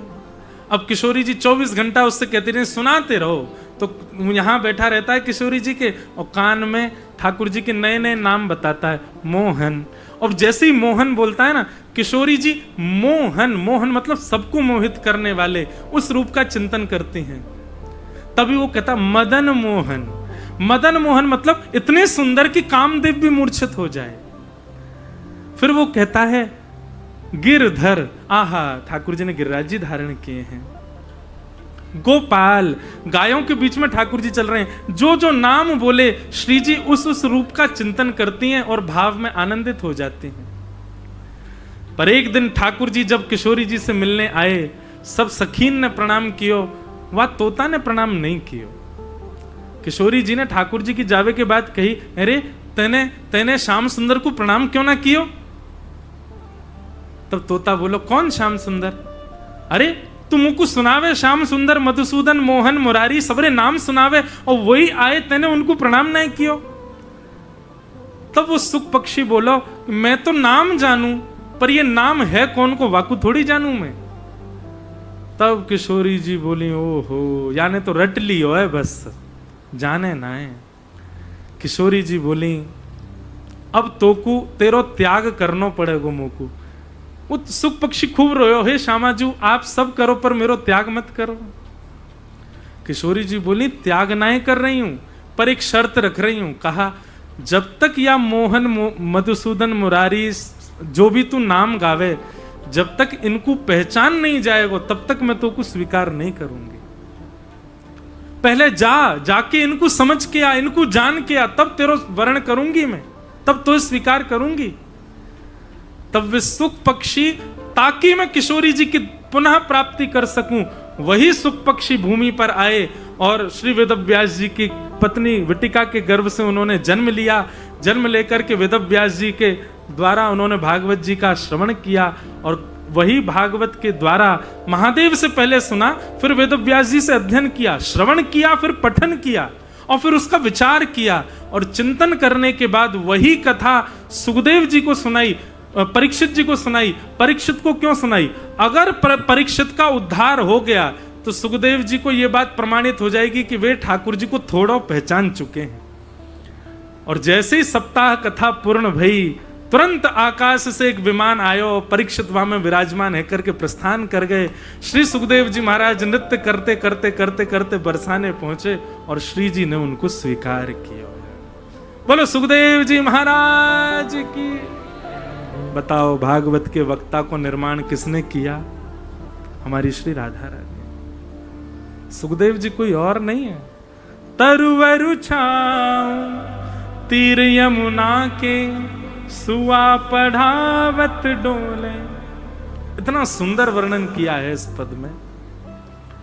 तो ऐसे भागवत के वक्ता को हम बारंबार प्रणाम करते हैं, किशोरी जी को बारंबार वंदन करते हैं।